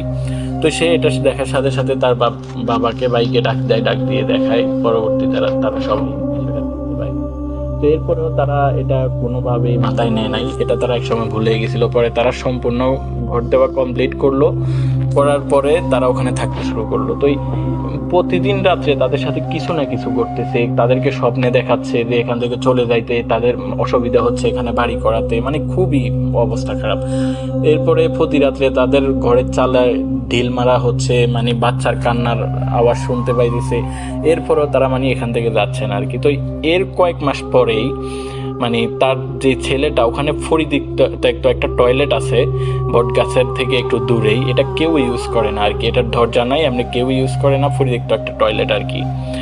তো ওই টয়লেটটা হইতে পারে 5 ফিট মেবি। তো ওই যে লোকটা, সে হইতে পারে 5.5 এরকম হইতে পারে আর কি। তো সে ওখানে বসা অবস্থায় ঝুলে আছে, সে তার ডেড বডিটা ওখানে ঝুলে আছে বসা অবস্থায়, সুসাইড করছে আর কি, যেটা একদমই ইম্পসিবল। ওখানে এভাবে সুসাইড করতে গেলে একটা মানুষ 1 ফুট উপরে তো থাকতে হয় মাটি, সে তো বসা অবস্থায়, সে কিভাবে ঝুলে থাকে একদম বসা অবস্থায় আর কি সে। তো যখন এই খবরটা উঠা বললো, আমরা সবাই গেলাম, অত্র এলাকার আশেপাশের মানুষ সবাই আসলো, দেখলো এটা। এরপরে তাকে পোস্টমর্টমের জন্য নিয়ে যাওয়া হয়েছে। তো এই মাঠ থেকে একটু দূরেই আমাদের ঈদ মাঠটা, এই যে 100 প্লেসটা, এটা থেকে অনেকটা একটু দূরেই আমাদের ঈদ মাঠটা আর কি। তো আমরা ওখানে বসে সবসময় আড্ডা দিই, আমরা ফ্রেন্ড সার্কেল মিলে। তো এরপরের দিন সন্ধ্যার সময় আমি এবং আমার ফ্রেন্ড ওখানে বসে আছি আর কি। পরবর্তীতে আমরা হঠাৎ করে লক্ষ্য করলাম যে সুসাইড করা ব্যক্তিটাকে নিয়ে আসছে, তার ডেড বডি নিয়ে আসছে ওখানে শুধুমাত্র তার ফ্যামিলির কয়েকজন লোক, কারণ এটা তো সুসাইড করা, সেজন্য আর কি। তো আমরা গেলাম, খুবই কৌতূহলবশত আমরা গেলাম দেখার জন্য যে ডেড বডি কেমন হয় যে করার পরে। তো পরবর্তীতে আমরা গেলাম, যাওয়ার পরে আমরাও গেছি, সামনে পড়ছি, সাথে সাথে যে কভারটাও খুলছে আর কি, ডেড বডির যে কভারটা। খুবই বিবস্ব একটা চেহারা আমরা দেখলাম, দেখে ভয় পেয়ে গেলাম, কারণ এটা আমাদের ফার্স্ট এক্সপিরিয়েন্স ছিল আমি এবং আমার ফ্রেন্ডের। তো আচ্ছা যাক, এরপরে আমরা ভয়ে ওখান থেকে চলে আসছি। চলে আসার পরে বা ওই দিন ভালোভাবেই গেল, যদিও এটা মাথার ভিতরে ঘুরতেছে সব সময়, এরপরেও খুব ভালোভাবে গেছে। এরপরের দিন সন্ধ্যার সময় সেম টাইমে আমরা ওখানে বসে আছি, আড্ডা দিতেছি আমি এবং আমার ফ্রেন্ড, সেই ফ্রেন্ডটাই। হঠাৎ করে আমি লক্ষ্য করলাম যে বট গাছটার স্পষ্টভাবে আমি দেখতেছি বট গাছ থেকে মানে উপরের থেকে একটা কালো অবয়ব লোমস্য একটা মানে এই অশরীরী আত্মা গাছ থেকে ধীরে ধীরে নামতেছে, এবং কি তার ফেসটা যে বানরের যে ফেস সেমই, মানে একটা মানুষকে যখন এই পোস্টমর্টম করার পরে যে একটা যেমন একটা ফেস বাইর হয় তার সেম ফেস এটা ধীরে ধীরে নামতেছে। নামার পর আমি ভাবলাম কি আমি হয়তো বা ভুল দেখতেছি, আমি সাথে সাথে আমার ফ্রেন্ডকে ইনফর্ম করলাম। আমার ফ্রেন্ডও খুব ভালোভাবে মানে তাকায় আছে এটার দিকে। তো আমরা দেখতেছি স্পষ্টভাবে এটা নামতেছে, ধীরে ধীরে নামতে নামতে এটা পুকুর পর্যন্ত আইসা এটা একটা মানুষ নামাজ পড়া অবস্থায় রুকু দিলে যেরকম সেম এরকম ভাবে মানে মোর দেন 3 to 4 মিনিটস এভাবে মানে আছে আর কি, রুকু দেওয়ার মতো অবস্থায় অর্ধেক হয়ে আছে আর কি। পরবর্তীতে অনেক 3-4 মিনিট পরে এটা ধীরে ধীরে পুকুরের দিকে নামে গেছে, আমরা স্পষ্টভাবে দেখতে পাচ্ছি। আমরা এই বিষয়টা দেখে আমরা ভয় পেয়ে গেছি, আমরা পরে বাসায় চলে গেছি। তো বাসায় গিয়ে আমি পড়তে পারতেছি না, পড়ার প্রতি আমার খুবই মানে অমনোযোগী হয়ে গেছি, খুবই খারাপ লাগতেছে, আমার শারীরিকভাবেও খুব মানে ভালো লাগতেছিল না আমার। তো আমি কি করছি, আমি 9টার সময় শুয়ে পড়ছি, খাওয়া দাওয়া করি নাই। তো শুয়ে পড়ছি কিন্তু আমার ঘুম আসতেছে না। আমার বেডরুমে এখানে আমি শুইছি, আমার আম্মুরা ভাবতেছিল আমি টেবিলের উপরে এখনও বসা পড়তেছি, কারণ আমি 10টার পরেই খাওয়া দাওয়া করতাম। তো আমার আম্মুরা পাশের ঘরে গিয়ে খাওয়া দাওয়া করতেছে। তো খাওয়া দাওয়া করতেছে, আমি আওয়াজ পাচ্ছি, তাদের কথার আওয়াজ পাচ্ছি, কিন্তু আমি যে 1 ঘন্টা ধরে শুয়ে আছি আমি ঘুমাই নাই। তো আমার যে পড়ার টেবিলটা এটা আমার মানে বেডের সাথে অ্যাডজাস্ট করা আর কি। তো আমি যখন শুই তখন আমি স্পষ্টভাবেই পড়ার টেবিলের নিচে আমি দেখতে পাই আর কি। তো আমি হঠাৎ করে লক্ষ্য করলাম যে সেম যে অবয়বটা, লোমস্য যে অবয়বটা, এবং কি মানে মুখটা লম্বা, বানরের মতো লম্বা একটা মুখ, এটা আমার দিকে খুবই খুবই মানে এই তিক্ততা হইলে একটা মানুষ সেরকম মানে এইভাবে তাকাই আছে আমার দিকে, চোখগুলা লাল করে আমার দিকে তাকাই আছে, মনে হয় যে আমার উপরে খুবই রাগ, এরকম অবস্থা। পরে আমি দেখছি, আমি যখন তাকাইছি মানে 3 থেকে 4 সেকেন্ডের ভিতরে এটা লাফ দিয়ে আমার বুকের উপরে বসে আমার মানে এই গলা চাপ দিয়ে ধরছে 2 হাত দিয়ে। তখন আমি আমার শরীরে বিন্দু মাত্র করতে পারি নাই, একদম আমার মনে হয়েছে আমি খুবই একটা বডি, ডেড বডি যেরকম, আমি এরকম কোনো লড়তে চড়তে পারতেছি না, আমি আওয়াজও করতে পারতেছি না। 30 সেকেন্ড পরে হইতে পারে আমি হঠাৎ করে মানে আওয়াজ করতে পারছি, আমি আমার আম্মুরে জোরে একটা ডাক দিছি, একটা ডাকে দিছি, ডাক দেওয়ার সাথে সাথে এটা লাফ দিয়ে নিচে নামে গেছে। নামে যাওয়ার পরে আমি আর এটার দিকে না তাকাই, আমি সাথে সাথে ব্ল্যাঙ্কেটটা আমার মাথার উপরে দিয়ে দিয়েছি, আমি ব্ল্যাঙ্কেটের ভিতরে চলে গেছি। তো আমার আম্মু আমার ডাক্তারটা শুনতে পাই আসছে, আইসা বলতেছে কি হয়েছে। পরে লাইট জ্বালাইছে, আমি বিশ্বাস করতে পারতেছি না যে আসলে আমি কি আমার আম্মু নাকি অন্য কেউ, কারণ আমি তখন মানে বিশ্বাসই করতে পারতেছি না আমার সাথে কি হচ্ছে। তো আমি ভয়ে আর আমি করি নাই, মানে ব্ল্যাঙ্কেটের থেকে বাইরে নেই আর কি। তো পরবর্তীতে আমার আম্মু আবার লাইট বন্ধ করে চলে গেছে। চলে যাওয়ার পরে আমি আচ্ছা স্বাভাবিক হইলাম অনেকক্ষণ পরে। তো এটা আমি আর কাউকে বললাম না, ভাবলাম যে এটা আমার ভুল হইতে পারে। তো এরপরের দিন সন্ধ্যার সময় আমার আম্মু আমারে বলতেছে যে দোকান থেকে কিছু নিয়ে আসার জন্য, সামথিং কিছু একটা নিয়ে আসার জন্য বলতেছে। তো আমি দোকানে যাচ্ছি, দোকানে যাওয়ার আগে আমাদের বাড়ি থেকে বাইর হইলে মানে 2 মিনিট হাঁটার পরেই একটা মোড় আছে, এখানে 3 রাস্তার মোড়, এখানে একটা তাল গাছ আছে, খুবই পুরনো একটা তাল গাছ। এই তাল গাছকে নিয়েও অনেকগুলা ঘটনা আমাদের গ্রামে শুনতে পাওয়া যায় আর কি। তো এটা কেউ কাটেও না, কেউ এটার মানে কোনো কিছুই ঢালও কাটে না, কিচ্ছু কাটে না। তো আমি লক্ষ্য করলাম যে এই তাল গাছের নিচ থেকে মানে একটা সাদা একটা এই মুরগি এবং ছোট ছোট 3-4টা বাচ্চা মানে সিধা এত লম্বা তাল গাছে উঠে যাচ্ছে হেঁটে হেঁটে। পরে একদম উপরে যখন উঠলো তখন আমি দেখলাম সেম যে অবয়বটা এটা বসে এবং কি চোখগুলা খুবই লাল করে আছে। তো পরে আমি আর মানে ওটার দিকে না তাকাই আমি সাথে সাথে মানে দৌড় দিয়ে বাসায় চলে গেছি, খুবই মানে সন্ধ্যার সময়, তখন সময়টা ছিল খুবই সন্ধ্যা। তো আমি সাথে সাথে বাসায় চলে গেছি। বাসায় চলে যাওয়ার পরে আমি কাঁপতেছি, আমার মুখ দিয়ে কোনো কথা বাইর হতেছে না। আমার আম্মু বলতেছে মানে এটা আনছত নি, কি হয়েছে তোর, তুই কি ভয় পাইছত নাকি, কি হয়েছে? আমার আম্মু আমার অনেক মানে কোশ্চেন করতেছে। আমি প্রায় আধা ঘন্টার মতো কোনো কথাই বলতে পারতেছি না। তো পরবর্তীতে যখন আমি নর্মাল হইলাম, আমি ধীরে ধীরে আমার আম্মুকে বিষয়গুলো খুলে বললাম এট ফার্স্ট থেকে। তো আমার আব্বু একজন হুজুর মানুষ, আমার আব্বু মানে ঝাড়ফুঁক করে এগুলা খুবই ভালো জানে। তো আম্মু যখন আব্বুরে বলছে, আব্বু আমার আইসা পানি পড়া দিছে বা তাবিজ টাবিজ যা ঝাড়ফুঁক লাগে এগুলা করছে, করার পরে আমি একটু স্বাভাবিক হইলাম। বাট 6 মাস পর্যন্ত আমি একা ঘর থেকে বাইরে হতে পারতাম না। আমার আম্মু কোথাও যদি আমাকে এক রুমে রেখে আরেক রুমে গেলেও আমি খুবই চিৎকার দিয়ে উঠতাম, ভয় পাইতাম। আমি খুবই একটা আতঙ্কের ভিতরে ছিলাম। আমাকে নিয়ে আমার ফ্যামিলি খুবই আতঙ্কে ছিল, কারণ আমি এইরকম কেন করতেছি তারা নিজেরাও বুঝতেছিল না। তখন আমারও মাথায় ধরতেছে না যে আমি কেন করতেছি। তো পরে পরে ধীরে ধীরে আমি স্বাভাবিক হইলাম। এরপরে আমি প্রায় 1-1.5 বছর পরে আমি আর এটা থেকে আর কোনো কিছু রিয়েলাইজ করি নাই। 1-1.5 বছর পরে আমি যখন বাইরে আসছি, বাইরে আসার পরে আমি শুনতে পাই যে তার যে মেজো ছেলেটা সে ট্রেনের নিচে চাপা পড়ে মারা গেছে। ঠিক আছে নি, নো রিজন, এটা সুসাইড করছে সে, কারণ সে নিজে ইচ্ছাকৃতভাবে ওখানে লোকে দেখতেছে যে নিজে ইচ্ছাকৃতভাবে সে নাকি মাথাটা রেল লাইনের উপরে দিয়ে দিচ্ছে, বা সে হিজ ডাই।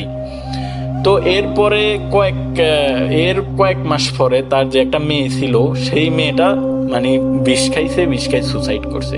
তো সুসাইড করার পরে তারা তখন রিয়েলাইজ করতে পারলো যে একে 3টা মানুষ সুসাইড করতেছে, কেন করতেছে কোনো রিজন ছাড়া, তারা কোনো খুঁজে পাচ্ছে না। তো এক পর্যায়ে তারা ওই যে আগে যে স্বপ্নে দেখানোর যে কাহিনীগুলো, এগুলা তাদের মনে পড়লো, এবং কি তারা এখন অলরেডি ওই জায়গা থেকে তারা চলে গেছে, ওই জায়গাটা ছেড়ে তারা চলে গেছে। এখন আলহামদুলিল্লাহ তারা অনেক ভালো আছে। সো এটা ছিল আমার ঘটনা, যদিও ঘটনাটা অনেক লম্বা, আমি আসলে গোছাই বলতে পারতেছি কিনা সেটাও আমি জানি না, কারণ এটা আমার ফার্স্ট স্টোরি ছিল। তো ধন্যবাদ লিসেনার, ধন্যবাদ রাসেল ভাই, আসসালামু আলাইকুম। ওয়েলকাম ব্যাক, আপনাদের সবাইকে আরও একবার স্বাগত জানাচ্ছি। আমি রাসেল, শুনছেন ভূত.com, এবং আজকে we have a very special episode for you, যেখানে আমরা বাসায় বসে সবাই ঘটনা পাঠিয়েছেন আমাদের কাছে, এবং আমি বাসায় বসে আপনাদের কাছে এই ঘটনাটা পৌঁছে দিচ্ছি। পুরো জিনিসটাই হোমমেড একটা ব্যাপার, সুতরাং কাউকে বাসার বাইরে যেতে হলো না, কিন্তু শোটা নেমে গেল। চমৎকার। এবং এই জন্য আপনাদের আরও সহযোগিতা চাই। আমি চাই যে আপনারা পরবর্তীতে আরও অনেক অনেক অনেক অনেক ঘটনাগুলো আমাদেরকে পাঠাবেন, এবং সেই ঘটনা যদি আপনি পাঠান, যদি অব্যাহত রাখেন এভাবে পাঠানো, তাহলে আমরা সামনের দিকে এগিয়ে যেতে পারবো। এখন যেটা চাই সেটা হচ্ছে যে আপনাকে ইমেল অ্যাড্রেসটা জানিয়ে চাই। আমাদের ইমেল অ্যাড্রেস হচ্ছে russell.booth.com@gmail.com। এখানে যত বেশি পারেন আমাকে অডিও ক্লিপ পাঠান, এবং সেই অডিও ক্লিপ দিয়েই আপনাদেরকে সামনের সময়গুলোতে ঘটনা শোনাবো, যতদিন পর্যন্ত আমাদের পুরো পরিস্থিতি স্বাভাবিক না হচ্ছে। চেষ্টা করবো ততদিন পর্যন্ত ভূত.com চালিয়ে যাওয়ার জন্য। এই জন্য আপনাদের সহযোগিতা সবচেয়ে বেশি দরকার। এখন চলে যাব আমি আমাদের খুবই একজন পরিচিত, আমাদের একজন লিসেনার প্লাস আমার খুব কাছের একজন, তার কাছে, এবং তার পরিচয় সেই দিক আমি আশা করছি সেই তার পরিচয় দিবে, এবং আমার মনে হয় যে আপনাদের কাছে তার ঘটনাটিও ভালো লাগবে। তিনিও বাসায় বসে আমাদের ঘটনা পাঠিয়েছেন, এবং আশা করছি যে তার এই অডিও ক্লিপটি আপনারা অনেক বেশি পছন্দ করবেন। চলুন শুনে আসি। আসসালামু আলাইকুম রাসেল ভাইয়া, আশা করি ভালো আছেন। আমি আজকে যে স্টোরিটা শেয়ার করব, এটা আমার একটা ফ্রেন্ডের কাছ থেকে শোনা। ফ্রেন্ডের নাম হলো আকিব। তো আকিবের এলাকায় এক দম্পতি ছিল, সেই দম্পতির সাথে ঘটে যাওয়া একটি ঘটনা। সেই দম্পতি অনেকদিন কোনো বাসা খুঁজে খুঁজে পাচ্ছিল না। হঠাৎ করে তারা গাজীপুরের দিকে একটি বাসা পায়। সেই বাসাটা ছিল একেবারে রাস্তার ধারে, একেবারে রোড সাইডে একটা বারান্দা ছিল। তো সেখানে তারা ওঠে যথারীতি, তাদের নতুন বাসায় শিফট করার পরে তার হাজব্যান্ডের কোনো একটা কারণে 7 দিনের জন্য ঢাকার গাজীপুরের বাইরে যাওয়া লাগে। এরপরে রাসেল ভাইয়া যখন তার হাজব্যান্ড বাড়ি থেকে চলে যায়, তখন তার ওয়াইফকে একা রেখে যায় এবং বলে যে কোনো যদি সমস্যা হয় প্রতিবেশীরা আছে, প্রতিবেশীদের সাথে শেয়ার করবা, কিংবা কোনো সমস্যা হলে তাদের কাছে যাবা, তারা হেল্প করবে তোমাকে। তো রাসেল ভাইয়া একদিন তার ওয়াইফ সবকিছু ঠিকঠাক ছিল, একদিন তার ওয়াইফ ঠিক দেখে যে তার বাসার বাইরে, অর্থাৎ ওই রোডের ধারে একটা সাদা বিড়াল হেঁটে যাচ্ছে। তো সে সেই বিড়ালটাকে আদর করার পরে সে বাসায় এসে রান্না বান্না করে সে শুয়ে পড়ে। এরপরে রাসেল ভাইয়া হঠাৎ করে বারান্দা থেকে আওয়াজ পায় যে ম্যাও করে একটা আওয়াজ, খুব করুণ শব্দ, এবং মানে কোনো একটা কাচের কিছু ভেঙে যাওয়ার একটা শব্দ পায়। এরপরে সে দৌড়ে সেই বারান্দায় চলে যায় যে কি হয়েছে সেটা দেখার জন্য। এরপরে রাসেল ভাই যেয়ে দেখতে পারে সেই বিড়ালটার গলা পুরো আলাদা করা এবং মানে কি বলবো চারিদিকে রক্তে ভাসা, এবং রাসেল ভাই একটা কাচের জার কিংবা কাচের বোতল বলা যেতে পারে, সেটা হচ্ছে ওই বিড়ালের মৃতদেহের ওইখানে পড়ে আছে ভাঙা অবস্থায়। এরপরে রাসেল ভাই মোটামুটি সবকিছু স্বাভাবিক ছিল, কিন্তু তার ওয়াইফ কিছু জিনিস নোটিস করে।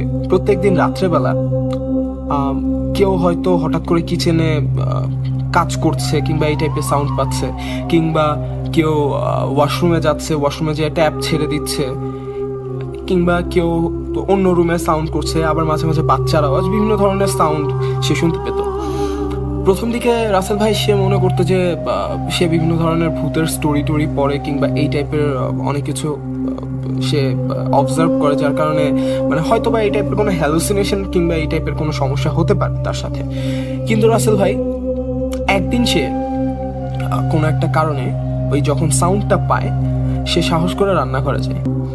রান্নাঘরে গিয়ে দেখতে পারে রাসেল ভাই কোনো একটা ছায়া মূর্তি ঠিক তার মানে বারান্দার দিকে দৌড় দেওয়ার পরে এটা দেখে সে মনে করে যে আচ্ছা মানে কিছু হয়তো সমস্যা হচ্ছে, সে একটু ভয় পেয়ে যায়। এরপরে সে হাত মুখ ধুয়ে তার বিছনায় শুয়ে পড়ে। এরপরে রাসেল ভাই পরের দিন সকালবেলা উঠে সে আয়নার সামনে বসে চুল আঁচড়াচ্ছিল। তখন রাসেল ভাই ঠিক তার আয়নার পেছন সাইডে ছিল তার জানালা, এবং জানালা দিয়ে দেখতে পারে কোনো একজন মানুষ, মানে ওই ছায়া মূর্তিটা আর কি, ওইটা তখন হচ্ছে বোঝা যাচ্ছে যে মানে কোনো একটা মানুষের মতো আকার, সে উকি দিচ্ছে। এটা দেখে রাসেল ভাই সে পেছনে ঘোরে এবং দেখতে পায় যে সে ছায়ামূর্তিটা, মানে সে স্পষ্ট দেখতে পাচ্ছে যে সে ছায়ামূর্তিটা জানলা থেকে উকি দিয়ে আবার সরে গেল। তো রাসেল ভাই এরপরে সে জানলা টানলা আটকিয়ে তার প্রতিবেশীদের বাসায় চলে যায়, যে বলতে থাকে যে আমি বিভিন্ন সমস্যার মধ্যে আছি। তো তখন হচ্ছে প্রতিবেশীরা এই সমস্যাগুলো শুনে বলে আচ্ছা সমস্যা নেই, এরপরে যদি তুমি কখনো কোনো কিছু অনুভব করো আমাদেরকে একটু জানাবে, আমরা তাহলে থাকবো। এরপরে রাসেল ভাই তার একজন প্রতিবেশী, মানে তার ফ্রেন্ড বলতে পারেন, সে তার বাড়িতে এসে থাকা শুরু করে। এখন রাসেল ভাই পাশের রুমটাতে সেই মানুষটি ছিল, এবং সেই যে যার সাথে ঘটনাগুলো ঘটছে সে একটি রুমে শুয়েছিল। রাসেল ভাই ঠিক যখন শুয়েছিল সে দেখতে পারে রাত্রেবেলা যে তার মাথার উপরে, অর্থাৎ একদম ঠিক বরাবর উপর দিকে সে ছায়ামূর্তিটা গলায় দড়ি দিয়ে ফ্যানের সাথে ঝুলছে। এবং রাসেল ভাই এটা দেখার পরে সে এতটা ভয় পেয়ে যায়, সে দৌড়ে সে আরেকজনের কাছে চলে যায় যে তার পাশের রুমে ছিল। তার কাছে যাওয়ার পরে সে বলতে থাকে যে মানে এরকম কিছু হচ্ছে আমার সাথে, আমি ওই রুমে শুতে পারছি না, আমি কি করব আমি জানি না বলে রাসেল ভাই সে তার জ্ঞান হারায়। এরপরে তাকে সকালবেলা সবাই হচ্ছে তাকে উদ্ধার করে, এবং সেই যে আপুটি ছিল তার সাথে সে হচ্ছে তার মাথায় পানি টানি দিয়ে সবকিছু ঠান্ডা করে সবকিছু বলে সবাইকে। আর ঠিক এর মাঝে রাসেল ভাই হঠাৎ তার হাজব্যান্ড চলে আসে তার বাসায়। আসার পরে সে ফার্স্টেই করে কি, তার যে হুজুর আছে সে এলাকায় এবং বড় মসজিদটা আছে সেই হুজুরের কাছে যায়, এবং হুজুরের কাছে শোনে যে হুজুর এই বাড়িতে এমন কি আছে, আপনি একটু আমার সাথে চলেন। তো সাথে যাওয়ার পরে হুজুরও সাথে আসে। আসার পরে বললো যে এই বাড়িতে একজন লোক থাকতো, যেহেতু হচ্ছে এই বাড়ির আসল মালিক তারা বিদেশে অবস্থানরত আছেন, তো এবং কেয়ারটেকার এটা দেখাশোনা করে। সো সেই বাড়িতে একজন লোক হঠাৎ করে উঠেছিল। সে লোকটা একাই থাকতো ঘরে, দাড়িওয়ালা, এবং সে হচ্ছে বিভিন্ন ধরনের রিচুয়ালস কিংবা এই টাইপের জিনিসগুলো সে পালন করতো, কিংবা ব্ল্যাক ম্যাজিক কিংবা জিন হাজির, আত্মা হাজির, এই টাইপের কাজগুলো সে করে থাকতো সাধারণত। তো সেই ওয়াইফ, যে লোকটার ওয়াইফকে জিজ্ঞেস করে যে আপনি কি কিছু এরকম কোনো অস্বাভাবিক কি হয়েছিল আপনার সাথে শুরু থেকে একদম বলেন। তো সে একবারে ওই যে বিড়ালের স্টোরি থেকে শুরু করে সে সব কিছু বললো। বলার পরে সে হুজুরটা বলে যে এই বাড়িতে এখনো একটা বদ জিনের আছর আছে, সেটা হচ্ছে সেই লোকটা হয়তো একটা কোনো জিন বন্দি করেছিল। সেই বন্দি করার পরে যখন সে বিড়ালটা কোনো মতে হয়তো ওই জারটাকে ভেঙে ফেলে, এবং সেই জিনটা যখন মুক্তি পায় সে প্রথমে সেই বিড়ালটার রক্ত পান করে কিংবা এই টাইপের বিড়ালটাকে আগে মেরে ফেলে। এরপরে রাসেল ভাই মানে বিভিন্ন ধরনের সমস্যা কিংবা ওই মহিলাটার উপরে বিভিন্ন আক্রমণ করারও হয়তো বা ট্রাই করেছিল সেই জিনটা। এবং হুজুর পরে ঘর বন্ধ টন্ধ করে দিয়ে যায়। ঘর বন্ধ করার পরে বলে যে এই জিনটাকে এখান থেকে হয়তো বা সরানো যাবে না, কেননা এই জিনের সাথে অনেক কিছুই হয়তো অনেক অত্যাচার করা হয়েছে এই জিনটার উপরে, এবং এই জিনটা অনেক শক্তিশালী। তো তাকে বলা হয় যে আপনি তাহলে বাসাটা চেঞ্জ করে ফেলেন, এটা হচ্ছে সবচেয়ে ভালো বুদ্ধি। এরপরে রাসেল ভাই তারা যত দ্রুত সম্ভব সে বাসা থেকে সরে যায়, এবং সে বাসাটা এখনও রাসেল ভাই গাজীপুরে এখন পর্যন্ত তালাবদ্ধই আছে। সে বাসাটাতে এখনো কেউ উঠতে পারে না। Put.com. The fear returns with Russell.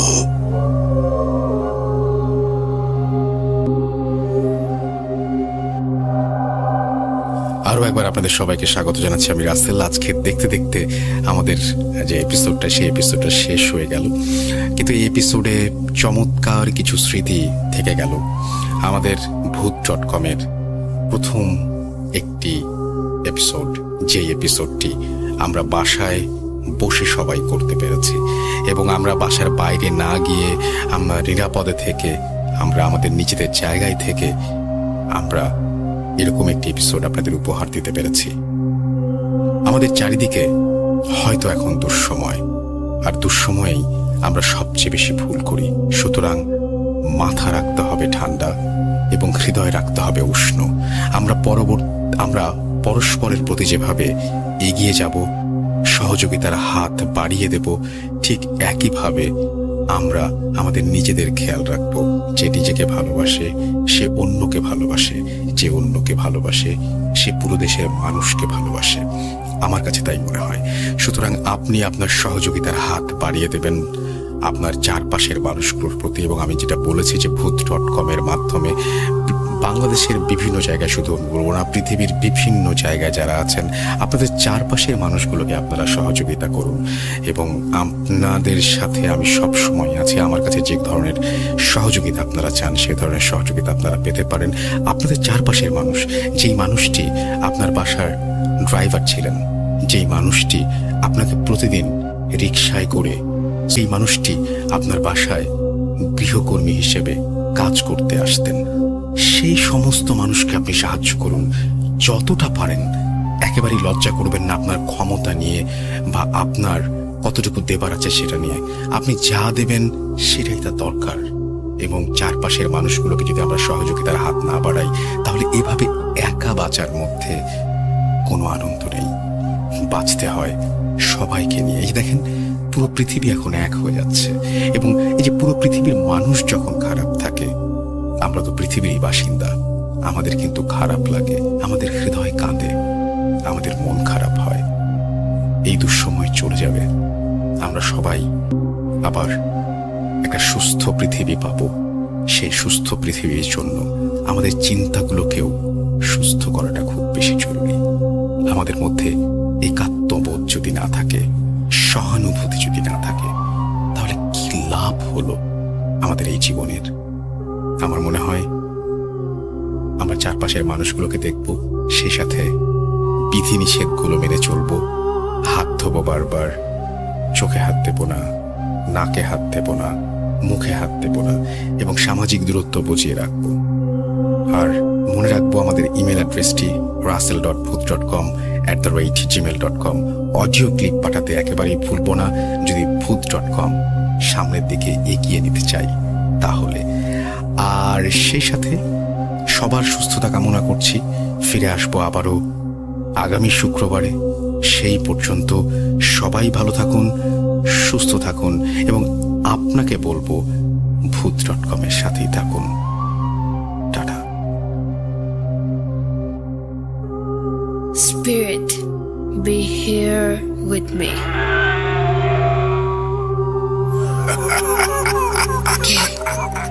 Qu'est de nous? Put.com. The fear returns.